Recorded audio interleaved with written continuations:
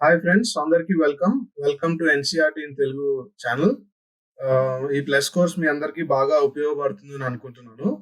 So further ఇప్పుడు మనము next chapter కి మూవ్ అయిపోదాం. పొలిటీలో Indian constitution at work text book చూస్తున్నాం మనం. ఇప్పుడు అందులో నెక్స్ట్ చాప్టర్ మూవ్ అయిపోదాం. సో ఇప్పుడు మనం చూస్తున్నది ఇదే కాబట్టి Indian constitution at work 11th class polity. ఈ చాప్టర్ లో మనం తెలుసుకోబోయే విషయాలు ఇవన్నమాట. So different methods of election, అంటే ఎలక్షన్ ఎన్ని విధాలుగా జరపవచ్చు అనేది మనం ఒకటి చూస్తాము.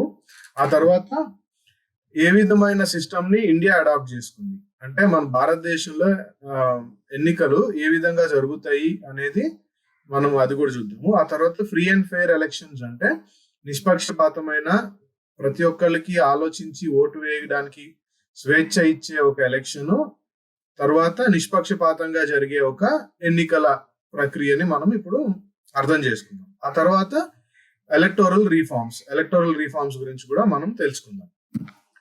సో ఇప్పుడు ఫస్ట్ ఎలక్షన్స్ అండ్ డెమోక్రసీ, అంటే ఎన్నికలు, ప్రజాస్వామ్యం. సో ఈ రెండు విషయాలు వచ్చేటప్పటికి మనకి ఇక్కడ రెండు ప్రశ్నలు వేసారు. మనము రెండు ప్రశ్నలు వేసుకోవాలి. అవి ఏంటంటే, can we have democracy without holding elections, అంటే ఎన్నికలు లేని ప్రజాస్వామ్యము నడపగలమా ఒకటి. ఆ తర్వాత can we hold elections without having democracy, అంటే ప్రజాస్వామ్యం లేని ఎన్నికలు జరపొచ్చా. ఈ రెండు క్వశ్చన్స్ అన్నమాట ఇప్పుడు మనకున్నది. మెల్లగా అర్థం చేసుకుందాం నెక్స్ట్ ఏంటో. సో ఇక్కడ చూసినట్టయితే ఫస్ట్ క్వశ్చన్ కి మనకి ఆలోచన వచ్చినప్పుడు ఫస్ట్ క్వశ్చన్ మనకి ఏం చెప్తుందంటే, ప్రాతినిధ్యం వహించటము ఎంత ఇంపార్టెంట్ అనేది మనకి ఇప్పుడు అర్థమవుతుంది. సో ఎందుకు అది ఎంత ఇంపార్టెంట్ అంటే, ఇప్పుడు ఏదన్నా ఒక చట్టం పాస్ చేయాలనుకోండి, ప్రతిసారి చట్టం పాస్ చేయాలన్నా లేదా చట్టం చేయాలన్నా, తర్వాత సంస్కరణలు తీసుకురావాలన్నా, సవరణ, రాజ్యాంగ సవరణ లాగా కొన్ని చట్టాలకు సవరణలు తీసుకురావాలన్నా, ప్రతిసారి ప్రజలందరినీ ఓటేయమంటే మనకి ఒకటి ఖర్చు ఎక్కువ, జనాలు ప్రతి విషయానికి ఓటేయడానికి ముందుకు రాలేరు. మనకు ఇప్పుడు జనరల్ ఎలక్షన్స్ 5 సంవత్సరాలు జరుగుతుంటేనే మన ఓటింగ్ పర్సంటేజ్ లో 65, 70 దాటట్లేదు, 65% దాటట్లేదు. అలాంటిది ప్రతి విషయానికి వచ్చి ఓటేయమంటే అందరూ ఓటేయలేరు, ఎవరి పనులు వాళ్ళకు ఉంటాయి. సో ఇలాంటి సమయాల్లో ఉన్నప్పుడు పర్మనెంట్ గా ఇట్లాంటి ఎలక్షన్స్ కి సంబంధించి లేదా దేశ పరిపాలనకు సంబంధించి ఏదైనా నిర్ణయాలు తీసుకోవడానికి పర్మనెంట్ గా దాని గురించి ఒకళ్ళు అదే పని మీద ఉండేలాగా మనకి ఒకళ్ళు ప్రాతినిధ్యం వహించాలన్నమాట. ప్రాతినిధ్యం ఎవరు వహిస్తారు? ప్రతినిధులు వహిస్తారు. సో ప్రతినిధులు ఎవరు? మనకి ఎలక్షన్ విషయంకి వచ్చేటప్పటికి ప్రజాప్రతినిధులు, అంటే ఒక గ్రూప్ ఆఫ్ పీపుల్, అంటే మనకి ఏ గ్రూప్ ఆఫ్ పీపుల్, మనకి నియోజకవర్గాలుగా డివైడ్ చేశారు. ఆ నియోజకవర్గాలు ఎలా డివైడ్ అవుతాయో కూడా చూద్దాం. సో నియోజకవర్గాలుగా డివైడ్ అయినప్పుడు ఆ నియోజకవర్గాన్ని ప్రాతినిధ్యం వహిస్తూ ప్రజాప్రతినిధులను ఎన్నుకుంటాం. మనకి ఫర్ ఎగ్జాంపుల్, మీకు చిన్న ఎగ్జాంపుల్ చెప్పాలంటే, స్కూల్లో ఎప్పుడన్నా మనకి సైన్స్ ఎగ్జిబిషన్ లేకపోతే essay writing competition, elocution competition ఏదో జరిగింది అనుకోండి. సో కాంపిటీషన్ జరిగినప్పుడు స్కూల్ అంతా వెళ్ళిపోదు కదా, స్కూల్ అంతా వెళ్ళి ఆ కాంపిటీషన్స్ అటెండ్ అవ్వదు కదా. సో మీ స్కూల్ నుంచి మీ టీచర్లు, మీ ప్రిన్సిపల్ సారు ఒకళ్ళని ఐడెంటిఫై చేస్తారు. ఏ విధంగా ఐడెంటిఫై చేస్తారు? వాళ్ళని రోజు వాళ్ళు చదివే విధానము, లేదా స్పోర్ట్స్ విషయానికి వస్తే మంచి స్పోర్ట్స్ పర్సన్ ఎవరు, మంచి అథ్లెట్ ఎవరు, పరిగెట్టగలిగే శక్తి ఎవరికి ఉంది, ఎవరు బాగా స్పోర్ట్స్ లో పర్ఫామ్ చేయగలరు. సో అవన్నీ లెక్కలోకి తీసుకొని వాళ్ళు మీ స్కూల్ కి ప్రాతినిధ్యం వహిస్తూ కాంపిటీషన్స్ కి పంపిస్తారు. అంటే వాళ్ళు కాంపిటీషన్ కి వెళ్ళినప్పుడు వాళ్ళుగా కాకుండా స్కూల్ ని రిప్రజెంట్ చేయడం అనమాట. స్కూల్ యొక్క రిప్రజెంటేటివ్స్ గా, స్కూల్ యొక్క ప్రతినిధులుగా ఆ కాంపిటీషన్స్ లో అటెండ్ అవుతారు. అదే విధంగా ఒక కాన్స్టిట్యుయెన్సీ ఉంటే, ఒక నియోజకవర్గం ఉంటే, ఆ నియోజకవర్గంలో జరిగే గవర్నెన్స్, పరిపాలనా విధానాలన్నింటినీ, ఏ విధమైన పరిపాలనా విధానాలు ఉండాలి అనేది పార్లమెంట్ లో కానీ అసెంబ్లీలో కానీ ఆ పర్టికులర్ విషయాన్ని డిస్కస్ చేయడానికి కానీ పలానా ప్రాబ్లం ఏమైనా ఉంటే ఆ ప్రాబ్లం ని గవర్నమెంట్ ముందు పెట్టడం కానీ ఎవరు చేస్తారు? మీ ఎమ్మెల్యే చేస్తారు, లేదా మీ ఎంపీ చేస్తారు. సో వాళ్ళు ప్రాతినిధ్యం వహిస్తున్నారు అనమాట మీ కాన్స్టిట్యుయెన్సీకి. ఆ విధంగా ఫస్ట్ మనకి డెమోక్రసీ ఆ విధంగా, అంటే ప్రజాస్వామ్యం ఆ విధంగా పనిచేస్తుంది. First point. సో ఇప్పుడే మనకి ప్రాతినిధ్యం, ప్రజాప్రతినిధులు ఎంత ఇంపార్టెంటో మనకి అర్థమైంది. సో ఈ ప్రజాప్రతినిధులు ఎవరు ప్రజాప్రతినిధులు అవుతారు? ఇప్పుడు మీ నియోజకవర్గం ఉంది, ఆ నియోజకవర్గంలో మీరు ఆ నియోజకవర్గానికి ప్రాతినిధ్యం వహిద్దామని మీరు రెడీ అవుతారు, మీ పక్కింటి వాళ్ళు రెడీ అవుతారు, అందరు రెడీ అవుతారు. కానీ అందరు రెడీ అయ్యి ఎవరు యాక్చువల్లీ ప్రజాప్రతినిధులుగా ఉంటారు? ఎవరు ఉండలేరు. సో దానికి ఒక ప్రాసెస్ ఉందన్నమాట. ఆ ప్రాసెస్ ఎలక్షన్స్, ఎన్నికలు. సో ఎన్నికలు జరిపిస్తారనమాట. సో ఎన్నికలు జరిపించి మీ నియోజకవర్గాన్ని ఎవరు, మీ నియోజకవర్గ ప్రజాప్రతినిధి ఎవరు అనేది ఎలక్షన్స్ ద్వారా ఎలక్షన్స్ కండక్ట్ చేసి డిసైడ్ చేస్తారు. సో అందుకని ఏమైందంటే మన ప్రజాస్వామ్య ప్రక్రియలో ఎలక్షన్స్, ఎన్నికలు అనేవి చాలా ఇంపార్టెంట్ రోల్ ప్లే చేస్తాయి అన్నమాట. సో ఫస్ట్ ఆఫ్ ఆల్ ఒక దేశము ప్రజాస్వామ్య దేశంగా గుర్తింపు పొందాలి అని అంటే అక్కడ ఫ్రీ అండ్ ఫెయిర్ ఎలక్షన్స్, అంటే ఎవరి ఇన్ఫ్లుయెన్స్ లేకుండా, ఎవరిని నొప్పించకుండా, ఫోర్స్ చేయకుండా, ఎవరికి వాళ్ళు ఆలోచించగలిగి నిష్పక్షపాతంగా ఎన్నికల్లో పార్టిసిపేట్ చేసే ఒక రైట్, ఒక పర్టికులర్ ప్రొవిజన్ ని మనకి కాన్స్టిట్యూషన్ లో ప్రొవైడ్ చేశారు. ఎలక్షన్ ప్రక్రియ మొత్తంలో ఉందన్నమాట. సో ప్రజాప్రతినిధుల్ని ఎన్నుకునే ప్రక్రియలో ఎలక్షన్స్ కండక్ట్ చేస్తారు, ఎన్నికలు కండక్ట్ చేస్తారు. ఈ ఎన్నికలు ఏ విధంగా కండక్ట్ చేస్తారు అనేది చూద్దాం. జనరల్ గా ఇండియా విషయం పక్కన పెడితే జనరల్ గా ఎలక్షన్స్ రెండు రకాలు ఉంటాయి. Direct elections, indirect elections. నేను ఇంతకు ముందు క్లాసెస్ లో చెప్పేటప్పుడు మీకు డైరెక్ట్ ఎలక్షన్, ఇండైరెక్ట్ ఎలక్షన్ గురించి చిన్న హింట్ ఇచ్చాను. ఇప్పుడు కొంచెం దాని గురించి ఎక్స్ప్లెయిన్ చేస్తాను. సో డైరెక్ట్ ఎలక్షన్స్ ఏంటంటే, డైరెక్ట్ ఎలక్షన్ ఏంటంటే ఇక్కడ లేదు కానీ కొంచెం ఎక్స్ప్లెయిన్ చేస్తున్నా. మీరు మీ ఎమ్మెల్యేని ఎన్నుకోవడం డైరెక్ట్ ఎలక్షన్, డైరెక్ట్ గా ఎమ్మెల్యేని ఎన్నుకుంటారు. మీరు మీ ఎంపీని ఎన్నుకోవడం డైరెక్ట్ ఎలక్షన్. అదే టైంలో మనకి రాజ్యసభ మెంబర్లు ఉన్నారు, రాజ్యసభ ఎంపీలు ఉన్నారు. రాజ్యసభ ఎంపీలు ఎన్నుకోబడటం ఇండైరెక్ట్ ఎలక్షన్. అంటే మీరు మీ ఎమ్మెల్యేలు ఎన్నుకుంటున్నారు, మీ ఎమ్మెల్యేలు రాజ్యసభలో ఉండే ఎంపీల్ని ఎన్నుకుంటున్నారు. రీసెంట్ గా మీరు రీసెంట్ గా చూసినట్టయితే రాజ్యసభ సీట్లకి, కొన్ని సీట్లకి ఎలక్షన్స్ జరిగినాయి. ఏపీ నుంచి, ఆంధ్ర నుంచి కూడా 4 వైసీపీ క్యాండిడేట్స్ ఎలక్షన్స్ నుంచున్నారు. వాళ్ళు గెలిచినట్టే అనుకుంటున్నారు. సో ఎవరెవరు ఓట్ చేశారు దానికి? ఎమ్మెల్యేలు అందరూ వెళ్ళి ఓట్ చేశారు. సో అది ఇండైరెక్ట్ ఎలక్షన్ అన్నమాట. సో ఇప్పుడు డైరెక్ట్ డెమోక్రసీ అంటే ఏంటి, ఇండైరెక్ట్ డెమోక్రసీ అంటే ఏంటో చూద్దాం. అంటే డైరెక్ట్ ప్రజాస్వామ్యము, ప్రత్యక్ష ప్రజాస్వామ్యము, పరోక్ష ప్రజాస్వామ్యం అంటే ఎగ్జాక్ట్ గా మీకు ట్రాన్స్లేషన్ కావాలంటే. సో డైరెక్ట్ డెమోక్రసీ ఏంటంటే నేను ఇందాక చెప్పినట్టు ప్రతి చట్టం చేసేటప్పుడు డైరెక్ట్ గా ప్రజలు పార్టిసిపేట్ చేయడం, తర్వాత ప్రతి సవరణ తీసుకొచ్చేటప్పుడు ప్రజలు పార్టిసిపేట్ చేయడం, అంటే ప్రతి చట్టం తీసుకొచ్చేటప్పుడు ప్రజలు ఓటేసి ఆ చట్టం అవసరమా కాదా చెప్పడం అన్నమాట. అంటే పార్లమెంటు మనకి ఇప్పుడు ఇండైరెక్ట్ డెమోక్రసీ అంటే ఏంటంటే, ఇండైరెక్ట్ డెమోక్రసీలో మనం ప్రజాప్రతినిధులు ఎన్నుకుంటాము, చట్టాలు చేసి సవరణలు తీసుకొచ్చి సంస్కరణలు తీసుకొచ్చే బాధ్యత వాళ్ళకి ఇచ్చాం అన్నమాట. ఇదంతా ఇండైరెక్ట్ డెమోక్రసీ, పరోక్ష ప్రజాస్వామ్యం. సో ఇక్కడ దాకా మీకు డెమోక్రసీ అంటే ప్రజాస్వామ్యం, ఎలక్షన్స్ అంటే ఎన్నికలు, ఈ రెండింటికి లింక్ ఏంటో ఈ వాటికి మీకు అర్థమై ఉంటుంది. సో మీకు ఇంకా క్లియర్ గా అర్థం అవ్వాలంటే లోకల్ గవర్నమెంట్స్ ఎగ్జాంపుల్ తీసుకుందాం. లోకల్ గవర్నమెంట్స్ అంటే గ్రామ సభ, పంచాయత్ రాజ్, ఈ ఇన్స్టిట్యూషన్స్ అన్నీ అన్నమాట. సో ఇవి డైరెక్ట్ గా ఇప్పుడు మీరున్న ఊర్లో, మీరున్న ప్రదేశంలో జిల్లా పరిషత్ కానీ పంచాయత్ ఎలక్షన్స్ కానీ డైరెక్ట్ గా మీరు ఎన్నుకుంటారు. అక్కడ మళ్ళీ మహిళలకు రిజర్వేషన్ ఉంది. ఆ రిజర్వేషన్స్ గురించి కూడా మనం చూద్దాం.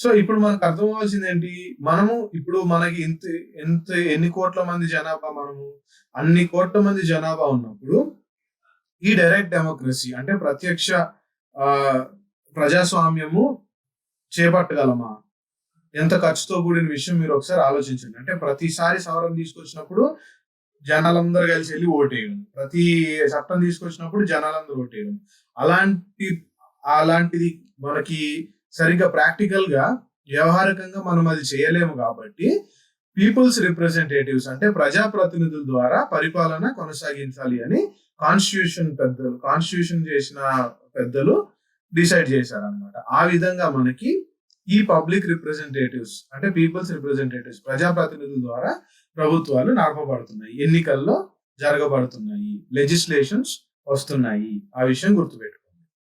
సో ఇక్కడ ఎలక్షన్ ప్రక్రియ అంటే ఏంటి, ఎన్నికల ప్రక్రియ అంటే ఏంటంటే ఇప్పుడు ప్రజలందరూ కలిసి ప్రజాప్రతినిధులు ఎన్నుకుంటారు. ప్రజాప్రతినిధులు ఎందుకు ఎన్నుకుంటారంటే ప్రభుత్వం నడపడం కోసము, అడ్మినిస్ట్రేషన్ నడపడం కోసము, గవర్నెన్స్ జరగడం కోసము, ఏ విధంగా జరగాలి నిర్ణయించడం కోసము, పరిపాలనా విధానాలు ఎలా ఉండాలి, ఈ నిర్ణయాలను తీసుకోవడానికి ప్రజాప్రతినిధులు ఎన్నుకుంటే ప్రజాప్రతినిధులు వాళ్ళ ఉద్యోగమే అది అయిపోతుంది, వాళ్ళ వర్కే అది అవుతుంది అనమాట. సో ఆ విధంగా ప్రజాప్రతినిధులు ఎన్నుకుంటే మనము మన గవర్నమెంట్ ని రన్ చేస్తుంటాం, ప్రభుత్వాలని రన్ చేస్తూ ఉంటాం అనమాట. సో ఇక్కడ ఏమవుతుందంటే మనం డైరెక్ట్ గా మన పాలసీ మేకింగ్ లో డైరెక్ట్ గా ఇన్వాల్వ్ అవ్వట్లేదు. సో మనము ఇండైరెక్ట్ గా ఇన్వాల్వ్ అవుతున్నాం అనమాట. అంటే ప్రజాప్రతినిధులు ఎన్నుకొని ప్రజాప్రతినిధులకి ఆ అర్హత ఇస్తున్నాము లేదా ఆ పవర్ ఇస్తున్నాము డెసిషన్స్ తీసుకోవడానికి. సో దీన్ని మనము ఇండైరెక్ట్ గా ఇన్వాల్వ్ అవుతున్నట్టు లెక్క అనమాట. సో ఇందాక డిస్కస్ చేసేటప్పుడు మనకు వచ్చిన సెకండ్ క్వశ్చన్ ఏంటంటే ప్రజాస్వామ్యం లేకుండా ఎన్నికలు జరపగలమా అనేది సెకండ్ క్వశ్చన్ అనమాట. దాన్ని కూడా క్లారిటీ తెచ్చుకుందాం. సో ఫ్రాంక్ గా మాట్లాడుకుంటే అనేక దేశాలు ఉన్నాయి. అన్ని దేశాల్లో ఎన్నికలు ప్రజాస్వామ్యబద్ధంగా జరుగుతున్నాయా లేదా అనేది ఒక క్వశ్చన్ వేసుకోండి. వేసుకున్న తర్వాత మీకు క్వశ్చన్ ఒక ఎగ్జాంపుల్ చెప్తా. ఇప్పుడు నార్త్ కొరియా లాంటి దేశం ఉంది, ఉత్తర కొరియా ఉంది. ఈ ఉత్తర కొరియాలో ఎన్నికలు జరుగుతాయి. కానీ ఎట్లా జరుగుతాయి అంటే మీరు బ్యాలెట్ పేపర్ ఉంటుంది కదా మనకి, సపోజ్ ఇప్పుడు ఈవీఎంస్ వచ్చినాయి అనుకోండి, ఈవీఎంస్ లో ఎన్నికలు జరుగుతాయి. మీకు ఒకటే ఆప్షన్ ఇచ్చారు అనుకోండి, ఆ ఎన్నికలు నిజంగా ప్రజాస్వామ్యబద్ధమైనయా కాదా ఒకసారి ఆలోచించండి. సో ఇప్పుడు మన నార్త్ కొరియాలో కూడా ఎలక్షన్స్ జరుగుతున్నాయి, ఇండియాలో కూడా ఎలక్షన్స్ జరుగుతున్నాయి. కానీ నార్త్ కొరియాలో ఏ విధమైన ఎలక్షన్ జరుగుతుంది, అది ప్రజాస్వామ్యబద్ధమైన ఎలక్షన్ కాదని నేను అంటాను. సో మీరు ఒకసారి ఆలోచించండి. అంటే ప్రజాస్వామ్యం లేకుండా కూడా ఎలక్షన్స్ జరుగుతున్నాయి, కానీ ఒక ప్రజల హక్కులు, తర్వాత అందరికీ స్వేచ్ఛ కలగాలి, అందరికీ జీవించే హక్కు ఉండాలి అని అంటే ప్రజాస్వామ్యబద్ధమైన ఎలక్షన్స్ ఇంపార్టెంట్ అనేది మనం ఇక్కడ తెలుసుకోవాల్సిన విషయం అనమాట. చాలా దేశాలు ఉన్నాయి, ఈవెన్ చైనాలో కూడా 1 పార్టీ రూల్ ఉంటుంది. అది కూడా ఒక విధమైన ప్రజాస్వామ్యం కాదు, కానీ ఎలక్షన్స్ జరుగుతాయి. ఆ విషయం మీరు జాగ్రత్తగా గుర్తుపెట్టుకోండి. సో ఇప్పుడు ఉత్తర కొరియా, చైనా లాంటి దేశాల ఎలక్షన్ జరుగుతాయి, కానీ ఏ విధంగా జరిపిస్తారంటే ఆల్రెడీ రూల్ చేసే వాళ్ళు ఎవరైతే ఉన్నారో కిమ్ ఉన్నాడు కదా, ఆయన ఖచ్చితంగా గెలిచేలాగా ఎలక్షన్స్ జరుగుతాయి. సో ఇప్పుడు ఎలక్షన్స్ కి అంటే ఎన్నికలకి ప్రజాస్వామ్యంకి లింక్ మీకు అర్థమై ఉండాలి వాటికి. సో ఎలక్షన్స్ ఎలా జరగాలి ఏంటి అనేది కొన్ని బేసిక్ రూల్స్ మనకి కాన్స్టిట్యూషన్ లో ఉన్నాయి. కానీ ఎగ్జాక్ట్ ఎలా జరగాలి అంటే వ్యవహారికంగా ఇంప్లిమెంటేషన్ అమలు పరిచేటప్పుడు ఎలా అమలు పరచాలి ఏంటి అనేది లెజిస్లేచర్స్ అంటే మనకి చట్టసభలు ఉంటాయి కదా, చట్టాలు తయారు చేసే చట్టసభలు టైం టు టైం మార్చుకోవచ్చు. వాళ్ళు డిసైడ్ చేయాలి ఎలా ఇంప్లిమెంట్ చేయాలి అనేది రాజ్యాంగం వాళ్ళు వదిలేసింది.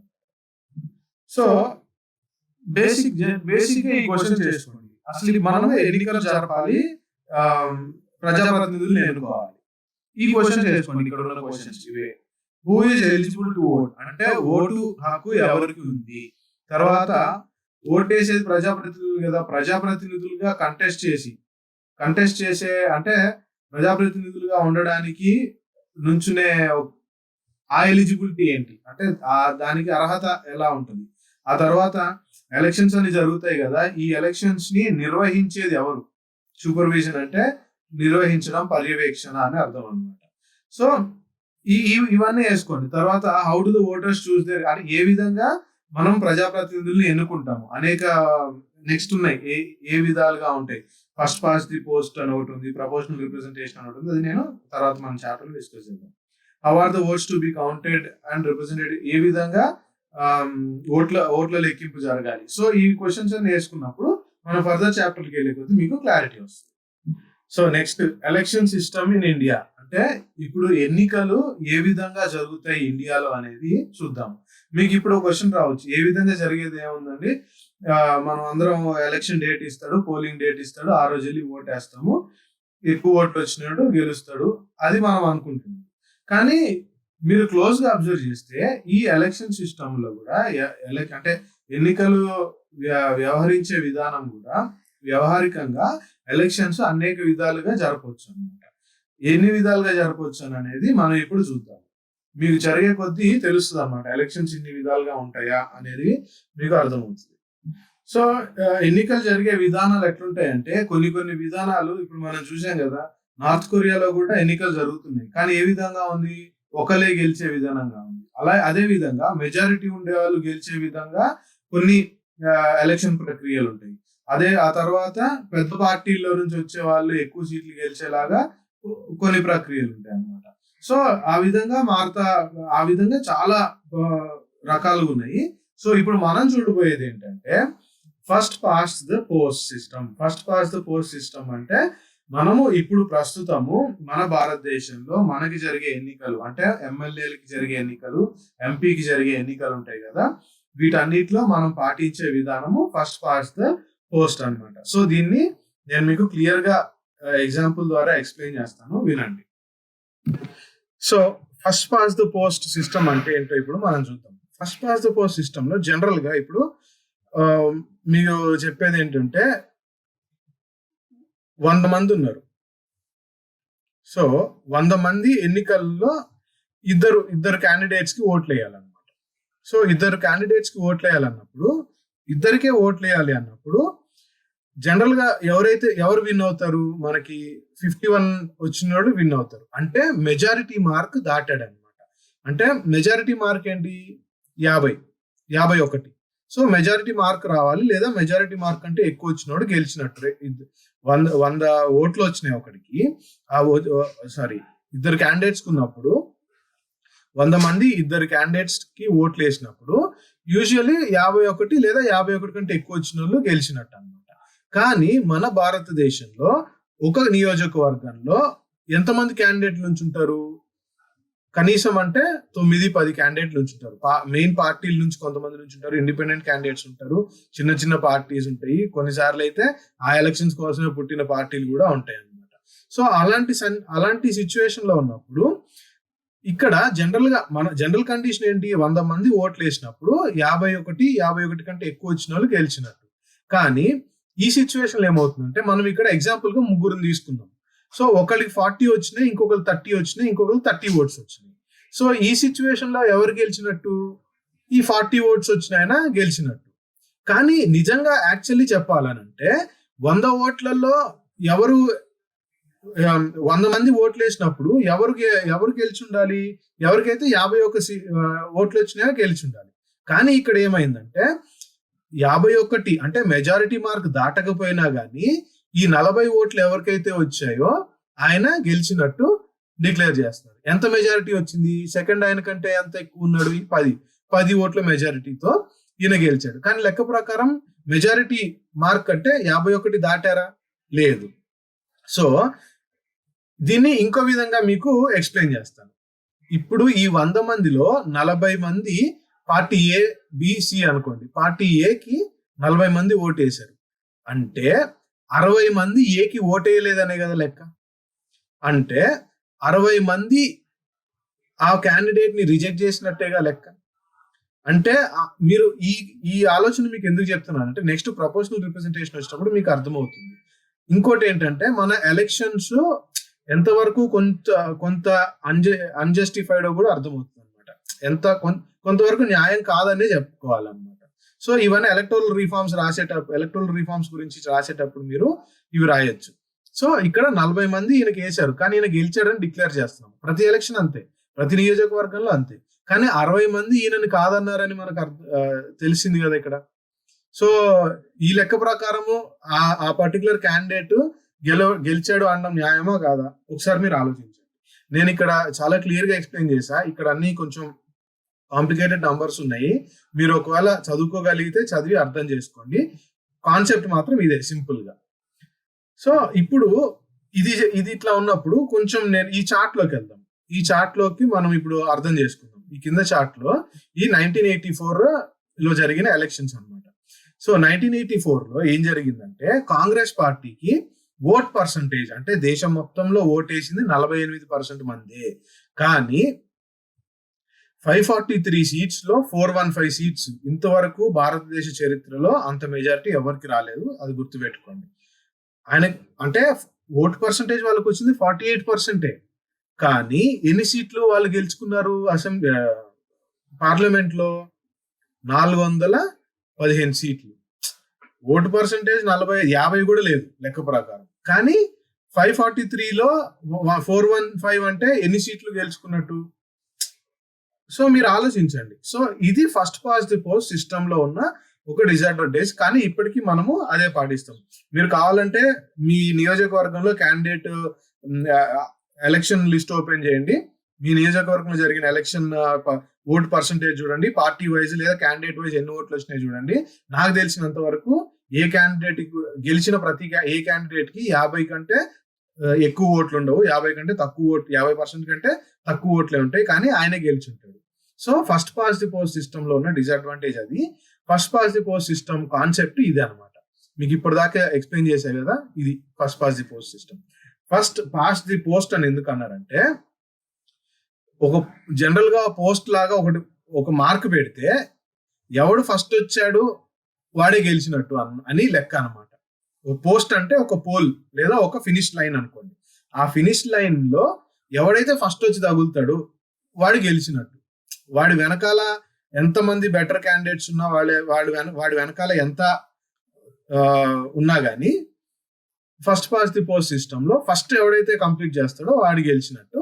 ఆ డిఫరెన్స్ ని మెజారిటీ అని అంటారనమాట. సో ఇప్పుడు మీకు first past the post system అర్థమై ఉండాలి. లేదా నేను చెప్పిన 100 ఓటర్స్ ఎగ్జాంపుల్ ని మళ్ళీ చూసుకోండి. సో ఇప్పుడు మీకు నెక్స్ట్ ఏంటంటే, ఇప్పుడు మనం చూసుకున్నప్పుడు ఏమవుతుందంటే మన కంట్రీ మొత్తంలో 543 కాన్స్టిట్యున్సీస్ ఉన్నాయి. ఈ కాన్స్టిట్యున్సీస్ ఎవరు డివైడ్ చేస్తారంటే డీలిమిటేషన్ కమిషన్ అని ఒకటి ఉంటుంది. దాని గురించి కూడా చెప్తాను అనమాట. ఆ తర్వాత ప్రతి నియోజకవర్గానికి ఒక ప్రజాప్రతినిధిని మనం ఎన్నుకోవాలి. ఒక నియోజకవర్గం నుంచి ఒక్కరిని ఎన్నుకోవాలి. పార్లమెంట్ అయినా కానీ అసెంబ్లీ అయినా కానీ. ఆ తర్వాత ఇక్కడేంటి, the candidate who secures the highest number of votes in that constituency is declared elect. అంటే హైయెస్ట్ నంబర్ ఆఫ్ ఓట్స్ ఎవరికి వచ్చినాయో, ఆ క్యాండిడేట్స్ 10 మంది ఉన్నా, 100 మంది ఉన్నా, 1000 మంది ఉన్నా. మనం చూసాం కదా నిజామాబాద్ ఎంపీ కాన్స్టిట్యున్సీలో ఎంతమంది నుంచున్నారో క్యాండిడేట్స్ అంత మన ఎలక్షన్స్ లో. సో ఎంతమంది ఉన్నా కానీ హైయెస్ట్ ఎవరికి వస్తాయో వాడే గెలిచినట్టు అనమాట. అదే first past the post system అనమాట. సో ఇప్పుడు నెక్స్ట్ మీకు ప్రపోర్షనల్ రిప్రజెంటేషన్ ఎక్స్ప్లెయిన్ చేసే ముందు మీకు ఇంకొక అడిషనల్ ఇన్ఫర్మేషన్ ఏంటంటే, who crosses the winning post first of all is the winner. నేను ఇందాక ఎక్స్ప్లెయిన్ చేసింది. ఆ తర్వాత దీన్ని ప్లూరాలిటీ సిస్టమ్ అని కూడా అంటారు అనమాట. సో మన రాజ్యాంగంలో ఈ పర్టికులర్ విధమైన ఎలక్షన్ సిస్టమ్, ఎన్నికల ప్రక్రియ ఈ విధంగా ఉండాలి మన భారతదేశంలో అని రాజ్యాంగంలో చెప్పారు. సో ఎందుకు ఈ విధమైన ఎలక్షన్ ఉండాలి అని అన్నారు అనేది మనము తర్వాత అర్థం చేసుకుందాం. నేను ఎక్స్ప్లెయిన్ చేస్తాను మీకు. సో నెక్స్ట్ మనం చూడబోయేది ఏంటంటే ప్రపోర్షనల్ రిప్రజెంటేషన్. ప్రపోర్షనల్ రిప్రజెంటేషన్ అంటే ఏ విధంగా ఉంటుందో నేను మీకు ఇప్పుడు పైన చెప్పిన ఎగ్జాంపుల్ నుంచే ఎక్స్ప్లెయిన్ చేస్తాను. సో సపోజ్ ఈ సీట్స్ విషయం మర్చిపోండి, ఇక్కడ మీరు ఇది మర్చిపోండి.